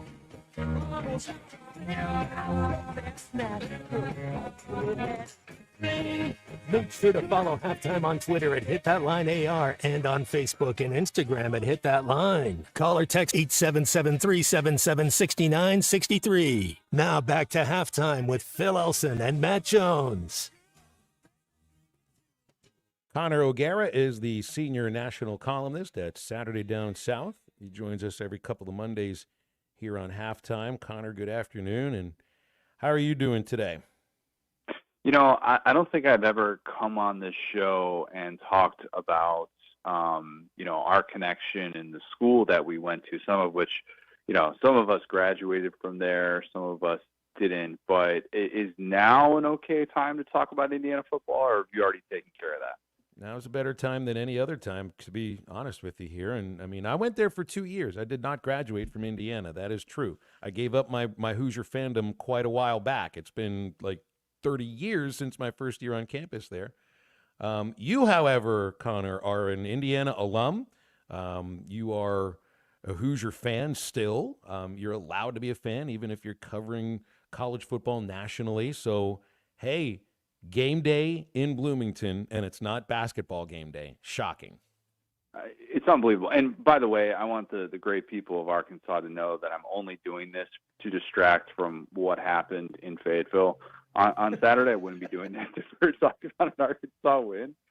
And also, for the record, I do not claim Indiana fandom as if like I'm some diehard or anything like that. I like to see them do well. It's fun to see them do well. I have a cousin who's a senior there. Like my aunt went there as well. My wife and I both went there. So like it's fun to see them do well. It does not hurt me when they don't do well. Indiana basketball is an entirely different story, but yeah, man, it is crazy to be talking about an undefeated Indiana football team hosting College game day. It's the beauty of why this sport is so great and why I can't stand when people come up with the take, college football is better when traditional power is good. Like, no, it's not, because there are teams that come up out of nowhere like this, and we never know what's going to happen. And that to me is why I think college football is as good of a sport as there is. Well, we can get into the LSU win over the Razorbacks now because we kind of have to. But it's like you're looking at the two teams right now that are potentially playing the best football in the SEC, and they match up this weekend in College Station. You had A&M, winners of 6 straight, LSU, winners of 6 straight. Both defenses playing well. And Connor, man, I was just impressed with how LSU defended against Arkansas, because we think of them as an offensively oriented team. Brian Kelly's been saying a lot about we're a much better defensive team, and I think I saw that on display. Arkansas fans know as well as anyone that your head coach is only as good as his coordinator hires. And we talked about how important that was going to be for Sam Pittman and his future. He was going to have to nail the offensive coordinator hire, which I'd argue the Bobby Petrino hire has been definitely more good than bad, albeit with some injuries and obviously the turnover issues. But the same was true of Brian Kelly. Brian Kelly had to nail that defensive coordinator hire after he gutted his entire defensive staff after last year. It felt like a wasted season to have the Heisman Trophy winner, and they didn't even get to a New Year's Six bowl game. So, yeah, the addition of Blake Baker from Mizzou has been monumental for LSU, and it's a big part of why they are sitting here as one of the last 2 SEC teams without a loss in conference play, even though they lost Harold Perkins Jr., the guy who I'm sure still owns the state of Arkansas for what he did 2 years ago. But when you got a guy like Blake Baker that can plug in these guys like Whit Weeks, who's all over the place, it just kind of changes what your team's potential is. And we're seeing that right now with LSU. Hey, Connor, what about the effort, just the masterclass Kirby Smart put on with the Georgia going into Austin, and just, I mean, that defense was flying around. They made Texas like it. It was unreal. It was unbelievable. And I picked Texas to win this game by 3 touchdowns. Georgia fans let me have it after the first quarter, after the first half, after this game. I mean, I took one on the chin for this, understandably so. But in my defense, Georgia's defense had looked nothing like this all year. As much as that was a vintage Kirby Smart defensive performance, this was a team that came into this game 54th in the country in yards per rush allowed, and I thought it was the least gap discipline team that we've seen from Kirby Smart since his first team, 2016. And instead, we saw a group that showed up possessed. They were going to impose their will on that Texas offense, and by night's end, they were going to make sure that everyone knew who the standard was in college football, and it's Georgia. Now, offensively, they didn't even play that well. I mean, Trevor Etienne was really good, but Carson Beck continued to struggle. And Texas actually did a lot of things defensively that kind of answered the bell. But when Georgia's defense plays like that, forget about it. They are as tough a team to face as anybody in all of college football. And you're reminded why so many people, myself included, think that Kirby Smart is the best coach we have in this sport. Is Alabama toast? Do they have any? Yeah. They are? Yeah, I mean, toast from the perspective of they're not going to make it to the SEC championship with 2 losses, one of which being to Tennessee. And I think that while they could still sneak into the college football playoff, in terms of being a team that's a national championship contender, a team that figures it out, I think they're toast. I really do. Here's the issue. If you were going to see angry Alabama, you would have seen it the last 2 weeks, Because it's one thing to get embarrassed by Vandy, a Vandy team who's better than what we thought they were going to be, no doubt about it. I mean, they're in the top 25 already, and it's just amazing to think about this year-to-year turnaround. But if we're going to see angry Bama, we would have seen it against South Carolina, and instead they played a 60-minute game, or we would have seen it against Tennessee. And instead, Tennessee, even with their struggling offense that still can't score a first-half point, Arkansas fans know all about that, they still did not look like the angrier football team that could impose their will, and they are struggling in so many different areas. They're not disciplined. I mean, 15 penalties in that game. You could think the whistles were working against them, but that's still just a number you can't repeat. So, yeah, I mean, I think this Alabama team is toast. They might sneak into the playoff, but host a playoff game, go to a national championship, I think that's off the table for year one of the Kalen DeBoer era. Well, what about year one for this Oklahoma Sooner team in the SEC? They're in 4 wins right now. You look at their remaining schedule. Do they get to 6? I don't think they're going to get to 6 and go bowling this first year. Oh, yeah. Gosh, I don't. They might not. You talk about Oklahoma and Auburn. They might miss out on bowl games. They very well could, and Arkansas would have had a big part of that for Auburn. But, man, a mid-season firing of an OC. And, by the way, not just any OC. Seth Luttrell is an Oklahoma grad, all right? The Oklahoma fans were like, yeah, Jeff Levy's going to Mississippi State. We'll be just fine. We'll figure this thing out with Jackson Arnold and with Seth Luttrell running our offense. It's been so bad. And I don't know if the average person realized how bad it was until you saw that team turn the football over 3 times in the first 9 plays against South Carolina. Guys, they're right now sitting there at 132nd in FBS with 4.3 yards per play. It's so unbelievably bad, and they don't have any answers in sight because they're without their top 5 receivers. They're rotating pieces on that offensive line like every other series, it seems like. And I don't know who is going to step in and all of a sudden inject life into that offense. And that's the problem when you have a remaining schedule like that. Yeah, it does not feel like a team that is going to be playing in the postseason. Wasn't there's a couple of years like wasn't Luttrell like a hot name that was gonna maybe get hired by a big time Power 5 program for a while? I mean, we remember him. He was the head coach at North Texas. They came in and they punked Arkansas. And then they fell off really badly and ends up as a coordinator at Oklahoma. And, man, his star has really fallen. Yeah, I actually didn't think he should have been fired at North Texas. If you kind of look at how that played out with him, and I actually did this is how into the weeds we get in the offseason doing this thing. But I actually did a ranking of the top 10 FBS jobs in the state of Texas, and North Texas wasn't one of them. And I showed how difficult it is to win at a place like that. And they were hoping the thought with Seth Luttrell as Oklahoma's offensive coordinator was essentially what Georgia did with Mike Bobo. They had a guy who, is a graduate from there, come back, hey, you've fallen on hard times, you got fired, come back and be an offensive analyst, work with this young, like up-and-coming offensive mind, kind of behind the scenes, be an analyst for a year, and then you're going to be the internal promotion as the coordinator. And it did not work out. It did not work out at all. Now, he was dealt a really crappy hand. To be without your top 5 wide receivers, I mean, at this point of the season, it's just absurd. And I think that you saw a guy that looked very much in over his head, and it's unfortunate for him. But, yeah, he is in a much different place than he was a couple years ago. A guy who won a national championship at Oklahoma playing on that Josh Heupel squad. Yeah, he unfortunately has seen quite the change in his career over the past couple of years. Connor, a game I didn't think I'd be talking to you about, but Friday, Boise State and their running back, they play UNLV. Both teams are only have 1 loss, and Boise State 17th. Do you think Barry Odom can slow down this running back? And is he who's your favorite right now, like in the clubhouse for the Heisman? Yeah, Ashton Genty he's phenomenal. I mean, he's a walking first down. It's incredible what this guy has done, and it helps that he did against Oregon too. I mean, that's a big part of his Heisman conversation. Is he's one of those guys that had this massive dip in production against a team like that. I think he wouldn't be part of these conversations. But if he's not in the top 2 of your Heisman voting right now, I don't know what you're looking at, because he has just been so unbelievably effective.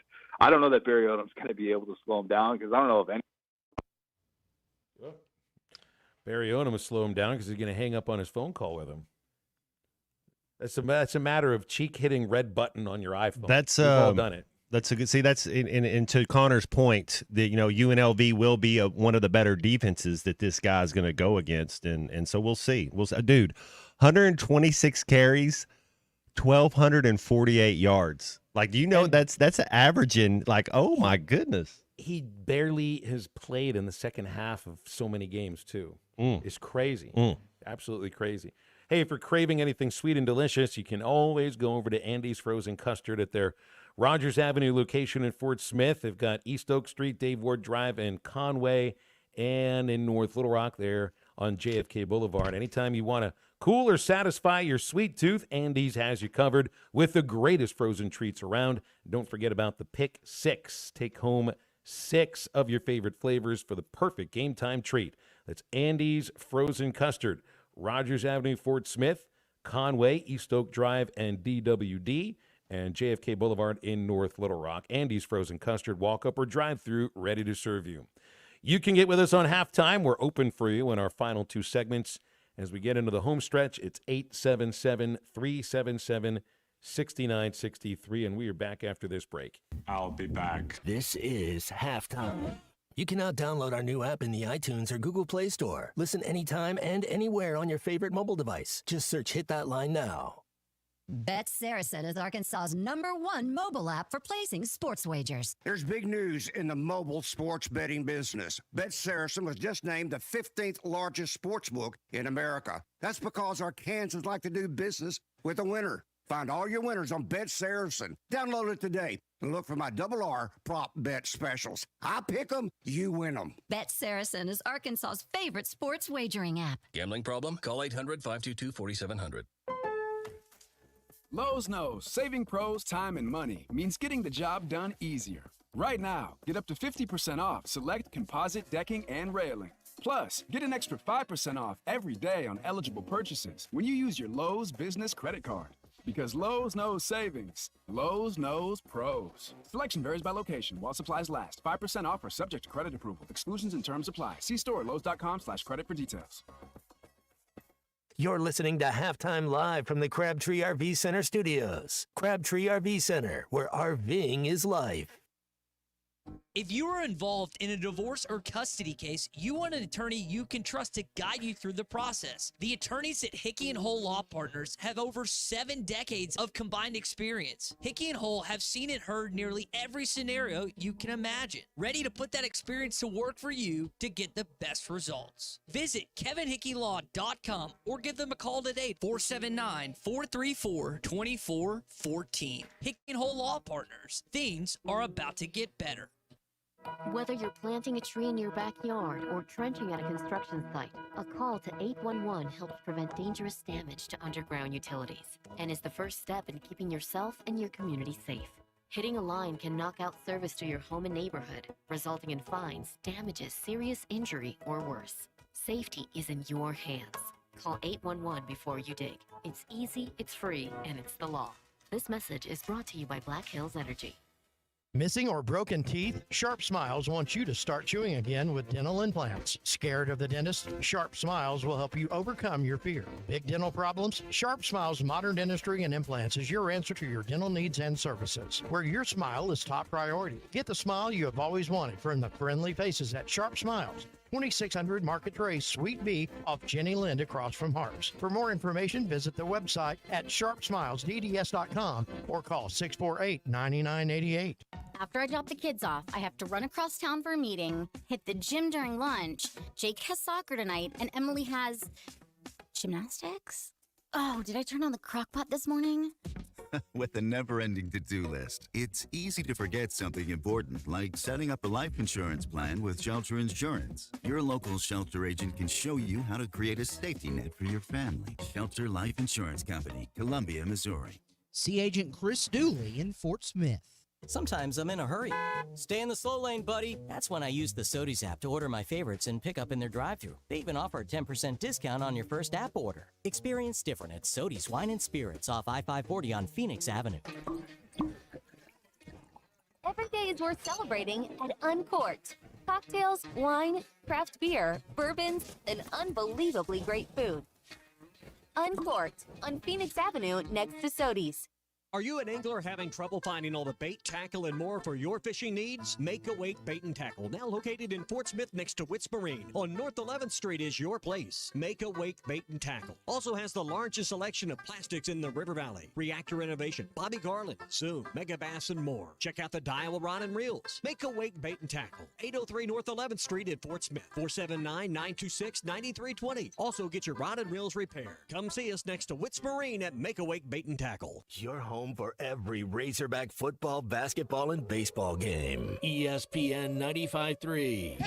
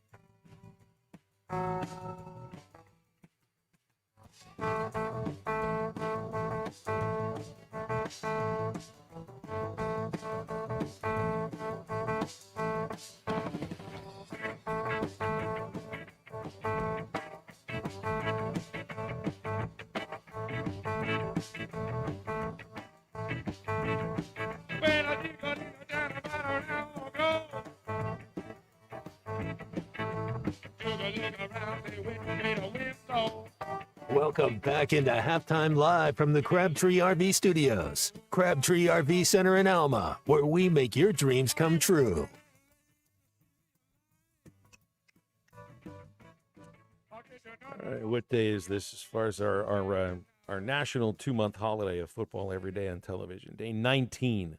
Johnny Unitas. 55. Ravens and Bucks Monday Night Football tonight. It's one of those I can't call it a doubleheader because 45 minutes between kickoffs does not make it a doubleheader. It is simultaneous games.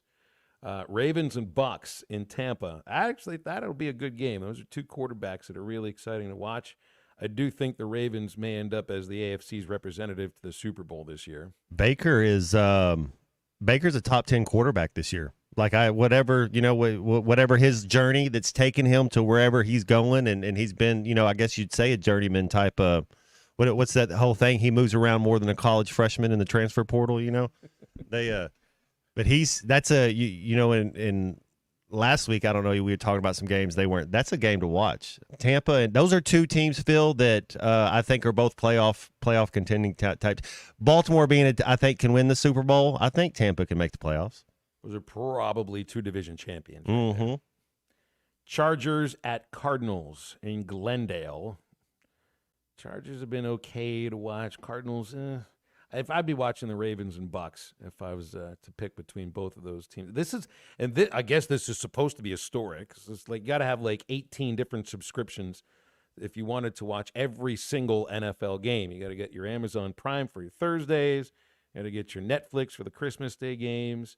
Of course, you got to have your regular ABC, CBS, and NBC. You got to have ESPN for Monday night. You got to have. You gotta have your Sunday ticket, if you want to watch all of those other games. You can call Red Zone as well. And now just make sure you got your ESPN Plus subscription because this is the first ever NFL game that is on just ESPN Plus, which is another game that's not over-the-air television, but we've been doing this for a year, so I don't know if I'd call it historic anyway. How about those Steelers last night, though, Matt? 37-15, and it changed pretty quickly after the first quarter because they were booing Russell Wilson after the first quarter. He did not look good. Looked like he had to kick the rust off a little bit, but he ended up kicking it off. And I'll tell you who was the best player on the field yesterday is George Pickens, wide receiver out of Georgia. He made some incredible catches. 111 yards. I think he's got to be pretty excited that he's got more of a pass-first oriented quarterback in Wilson. Than Justin Fields. Tomlin said that he did that on his own. It was his decision. There were other people in the organization that wanted Fields to stay, so he gambled. It's his call. He goes with Wilson, and he ended up, it's a record actually for a debut for that franchise, 264 yards passing. So I thought he looked, especially after the first quarter ended, he made just about every throw he had to make. And Aaron Rodgers was the one who looked like he was rusty. So it was a nice win for my Steelers yesterday. America's team, man. Pittsburgh. They're how do you not pull for them, man? Yeah, they.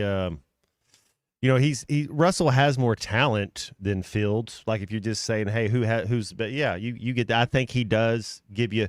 They're both real similar. And he's a 40-year-old quarterback coming off of injury from pushing a sled. Russell Wilson's going to get hurt again during the season. So you're gonna. And I'm not wishing hurt on any, but odds are you're going to need Justin Fields to come back in and make some plays sometime this year. Rodgers even looked gimpy at times yesterday too. I don't think he's going to make it through the season unscathed. Can't imagine it. Well, don't you? I get you want to play, but once they're out of the playoff contention, once they're out of it, they. Now I think their schedule's a little easier. Go the next about 4 or 5 games for the Jets, but. Man, they just look bad. Like on offense, you talk about last year. We're like, and I guess we can talk about Oklahoma this year firing their OC. Oklahoma doesn't have an offensive identity. They don't. When you watch them play, they got a defense identity. The Jets don't have any identity on offense. They are bad. They're hard to watch. Well, a great quarterback leaves the program, goes to Oregon, and maybe he's a Heisman winner there. And they set it up for Jackson Arnold, pull him, 3 games into the season? Admittedly, I think almost any team that would be down their top 5 wide receivers due to injuries would struggle. But I still would expect that Oklahoma would be a program that can run the ball, but it's just not happening. And some of the coordinators are starting to get let go. I saw there's about 2 or 3 coordinators that have been fired over the last week. There's some other like lower level programs in G5 that are getting rid of their head coaches now. I think I saw Southern Miss has fired the head coach. Utah's gotten rid of an an offensive coordinator. East Carolina's fired their head coach. So it's starting to happen now. Remember, you didn't have any head coach firings until this week, and now Southern Miss and ECU have done it. It's just I don't know if people expected that Florida by now would even have 2 SEC wins. So I think a lot of folks thought Napier would be the first one to go.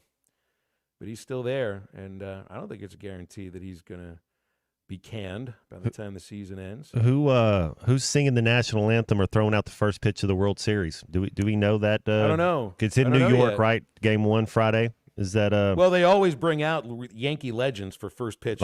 Like a Jim Torre or Joe Torre, sorry. Well, I don't know if they. I think Torrey might still have a position with MLB. Okay. So if that's the case, I don't know if they could really let him get out there to throw out the first pitch. But it's going to be somebody like Jeter, Mariano Rivera. Yeah. Yeah, Rivera to do something like that. Posada, Paul O'Neill. Well, you're one of those guys that reaches back to that. But need you to hit me 2 home runs today. All right, 2. That's right. Not a triple and an error either. It's not the same thing. But the series doesn't even start until Friday. It's like, I know you're not going to just throw it up until a Monday or anything. It was like a full week.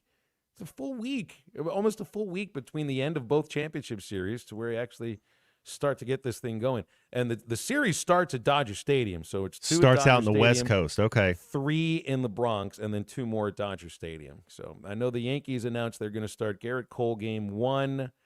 I haven't seen anything about who the Dodgers are going to start, and that's the thing. It's like they still don't have a full starting rotation. If this series somehow goes to 6 games, it's going to be won by the Yankees. If the Dodgers win this series, they're going to have to throw. I can't even fathom the thought of throwing bullpen games in the World Series, but they had to do it twice in the playoffs so far, and I think they've won both of those games. So who's to say they can't pull it off? So the Yankees are going to win, though. I think it's New York. Game 1, if what I'm hearing right from you, Phil, is more important for the Dodgers. Like if the Dodgers want to win this World Series, they need to win Game 1, is what you're saying. Yeah. I think they need to win Game 1 and Game 2. Both are home field. Yeah. I think headed back to New York is really going to be tough to pitch in that ballpark. It's like you get through 8-9 pitchers against Cleveland. That's one thing. That's or against the Mets. That's one thing. Do it against. Who was it they played in the first round? I can't remember. But whoever it is, it's like you don't get away with that too often against that lineup with the Yankees. And look, the Yankees have guys that's like no one's ever heard of before that are in the starting lineup, but they still have Stanton, who's coming up huge. Juan Soto is the best hitter around right now. So actually, I think Soto is a better hitter overall than Ohtani and Aaron Judge. And he's showing it off in the postseason, just like he did with Washington when they won the 2019 World Series. And then there's Judge, and if he does anything, if Aaron Judge does anything at all in the postseason, because he's just done a little bit this postseason, and they're still in their first World Series in, 15 years? The Yankees should be the favorite. Even though the Dodgers have home field advantage, they just don't have a full pitching staff. And I've never heard of a team that doesn't have a full slate of starting pitchers to be able to win a World Series against a lineup that can be that frightening. But hopefully it'll at least be good games. Because the championship series, mostly, the Mets-Dodgers was mostly blowouts. The other one, the Yankees and Cleveland, that one was a really, really good series. But got to wait till Friday to get the thing done. So 877-377-6963. Basketball season's coming up in a couple of weeks. John Calipari and the men's basketball team were introduced in the end zone. Forget when it happened during the football game. It was funny watching it too because they go through everybody, and Cal's the last one to be introduced. And like once Cal was introduced, and of course had the biggest roar from the crowd. You know, he does his little hello, and then he spins on his heel and walks off. Like he was not there to just bask in the glory of Razorback fans. He said hi, he waved once or twice, and then he walked the heck off that football field with his players kind of like, okay, I guess we got to go now too. I think they all thought Cal would just kind of stand there and take it in for a moment. Nope. Not at all. Yeah, business trip. I saw where Ken Hamlin was honorary captain. Is that correct? He former teammate of mine. That dude. You want to talk about safety play? Short list. He's one of the top 5 best safeties ever to play up. And we've had some great ones, man. Kanoy Kennedy, Steve Atwater. There's been some great safeties that have come through the ranks. Ken Hamlin was just as good as any of them, man. That dude's a beast. And Dan Hampton was there. He joined us in pregame for a segment because the National Football Foundation gave him his plaque for being inducted into the College Football Hall of Fame. And that was great. He told us he had come, when he reported to Arkansas as a freshman, Matt, he was 218 pounds on the defensive line. Got up to about 240 by the time he was done. I feel like his bust in Canton might weigh that much. We're brought to you by the Stadium Shop on Razorback right next to Baum. Loading up on all of your hog gear right now for basketball season and football season and baseball season and everything else. Whether you need tailgating needs, game day, man cave, she shed, dorm room, doesn't get any more Razorback than the Stadium Shop. Call Robert, Elizabeth, or Matt at 479-STADIUM or give them a look online at shoponrazorback.com. We'll break. We'll be back and wrap halftime up after this. Matt Jones, don't be so cool, dude. This is halftime.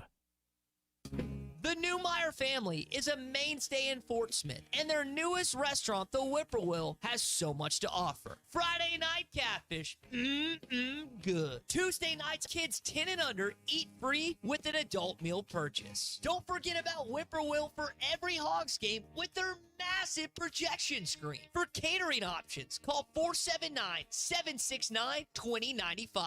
Newmeyer's Whippoorwill Restaurant, now a part of the Newmeyer family. Hey, this is Dr. Cole Johnson at River Valley Smile Center. You hear my partner, Dr. Charles Liggett, at 12:15 on halftime every Monday. Dr. Liggett and I have worked at River Valley Smile Center together for 11 years now. Like the Hogs, we have a great team. Do you have a unique dental procedure, a complex dental problem, or are you just nervous about dental work? Come see me for sedation dentistry, implants, implant-supported dentures, as well as cosmetic dentistry. We are located at 8309 Phoenix Avenue in Fort Smith at the River Valley Smile Center. Check us out online at rivervalleysmiles.com or call 479-646-0706. Brothers Roofing and Restoration, a licensed and insured local roofing contractor in Arkansas. Since his playing days for the Hogs, Brother Alexander has been on rooftops, many years as an adjuster. And in the past decade as a roofing contractor, he knows how to help you through the insurance process while replacing your roof using only the industry's best materials. And being a lifelong Arkansan, he'll be here to stand behind his workmanship and warranty. Call 479-353-3877 to arrange a time for Brother and his team to inspect your roof. After I drop the kids off, I have to run across town for a meeting, hit the gym during lunch. Jake has soccer tonight, and Emily has gymnastics? Oh, did I turn on the crock pot this morning? With a never-ending to-do list, it's easy to forget something important, like setting up a life insurance plan with Shelter Insurance. Your local Shelter agent can show you how to create a safety net for your family. Shelter Life Insurance Company, Columbia, Missouri. Call Jason Hill in Greenwood or Wade Gilkey in Fort Smith. This is Coke Zero Sugar. Could I be the best Coke ever? Try and taste with your ears. Hear those bubbles? Imagine them tingling on your tongue. Fizzy deliciousness. Listen to that cascading liquid. A mouth-watering waterfall. Irresistibly tasty. Zero sugar. Crisp, refreshing, and ice cold. Is Coke Zero Sugar the best Coke ever? Try and decide. Hi folks, Larry Rath here for Rath Auto Resources and the Meineke Car Care Center, where we are rolling out Rath Auto Relief. Now through midnight on Halloween, get up to $1,500 Rath cash when you purchase any one of our Rath Road Ready vehicles. Use it to pay your sales tax, get extra for your trade, or just take it right off the price. Plus, follow us on Facebook for fun-free giveaways every week. Rath Auto Relief, one more reason all the happiest drivers are rolling with Rath. Rath Auto Resources and the Meineke Car Care Center, Fort Smith. At Our Best Bank, we believe in the power of community. That's why we recognize, serve, and support communities of all kinds. From small towns to big cities, business startups to large companies, young families to seniors, and those with shared backgrounds and interests. We value your contributions and are proud to work alongside you, because every community deserves a financial partner who cares. Our Best Bank. We believe. World-class trout fishing is the star of the show at Gaston's White River Resort, where a few days away from all the worries and stress will make all right in your world. Gaston's has friendly, experienced guides to help you land your limit. Enjoy your stay at Gaston's in one of their private cottages, or reserve a lodge for up to 20 people. Call now and let Gaston's help you plan your next getaway on the White River. 870-431-5202. That's 870-431-5202. Or learn more at Gastons.com. Gaston's, a first-class time, every time. Your home for every Razorback football, basketball, and baseball game. ESPN 95.3.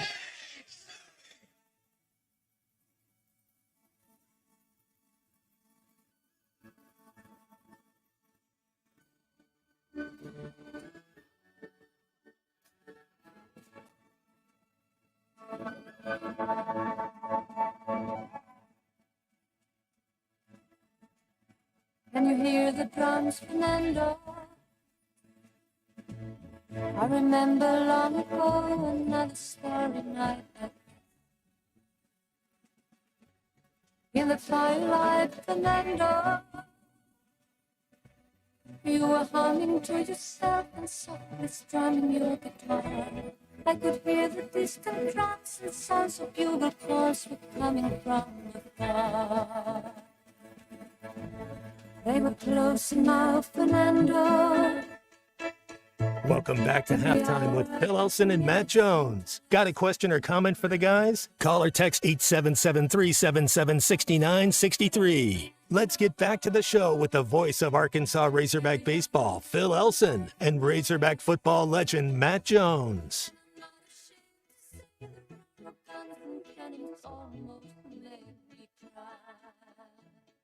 All right, time to wrap halftime up here. First with a reminder that the Eastside Liquor Halftime podcast will be available very, very soon. Anywhere you get your podcast, we'll have our conversations from today's show with Pink Trail Nation's Mike Irwin. We'll have our 3 Up, 3 Down with Dr. Charlie Liggett and our talk with Connor O'Gara. Ruskin and Jack coming up in just a few minutes, and they'll take you up until 7 o'clock. Now, Monday Night Football tonight, 2 games, and baseball. I was about to say baseball, 2 World Series, but I got to wait until Friday anyway. You got soccer tonight, Matt? Shout out. Oh, yeah. Nottingham Forest and Crystal Palace at 2 o'clock this afternoon. It is nighttime over there, but it's 2 o'clock here in just a second. But I got to give a I got to give another shout out, man. Jake Bates. How cool was that, Phil? You know, we talked about what would be the cool, a walk-off home run, making a buzzer beater in basketball, but man, kicking a 51-yarder to win a game. I mean, that's got to be pretty cool. I would put that on the list as well. Mm-hmm. Yes.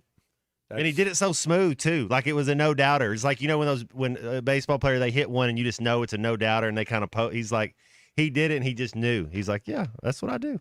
Hey, when you watch a football game and you're watching a field goal kicker, do you watch the flight of the ball or do you just watch the kicker? Because these days I no longer watch the flight of the ball. I just want to see the kicker and his reaction. That's the only thing I look at. You can tell, right? Yeah, you can tell by the way they react. Yeah. Could tell on Shipley's first kick that he missed it, and then I could tell in his second kick that he thought maybe, just maybe, I might have had enough to get it through. I'd like to see that from him too, 51-yarder, and maybe they'll give him another opportunity to get it longer from there. I look at the hit, 51, more than I look at him missing the early one too. And also, by the way, happy Back to the Future Day. Today is the day that was in the future of 2015, October 21st, not 1955, so you can't look back to that one. It's still in the past from now, but it was in the future when the movie, never mind. Great to be back with everybody for this Monday. Thanks for listening today. Stay tuned for Ruskin and Zach, and we are back with you for another edition of Halftime at 11 o'clock tomorrow morning. For Matt Jones, Kristen Johnston, Colton Little, I'm Phil Elson. Thanks for listening. That's Halftime today. Now get up, get out, and get better.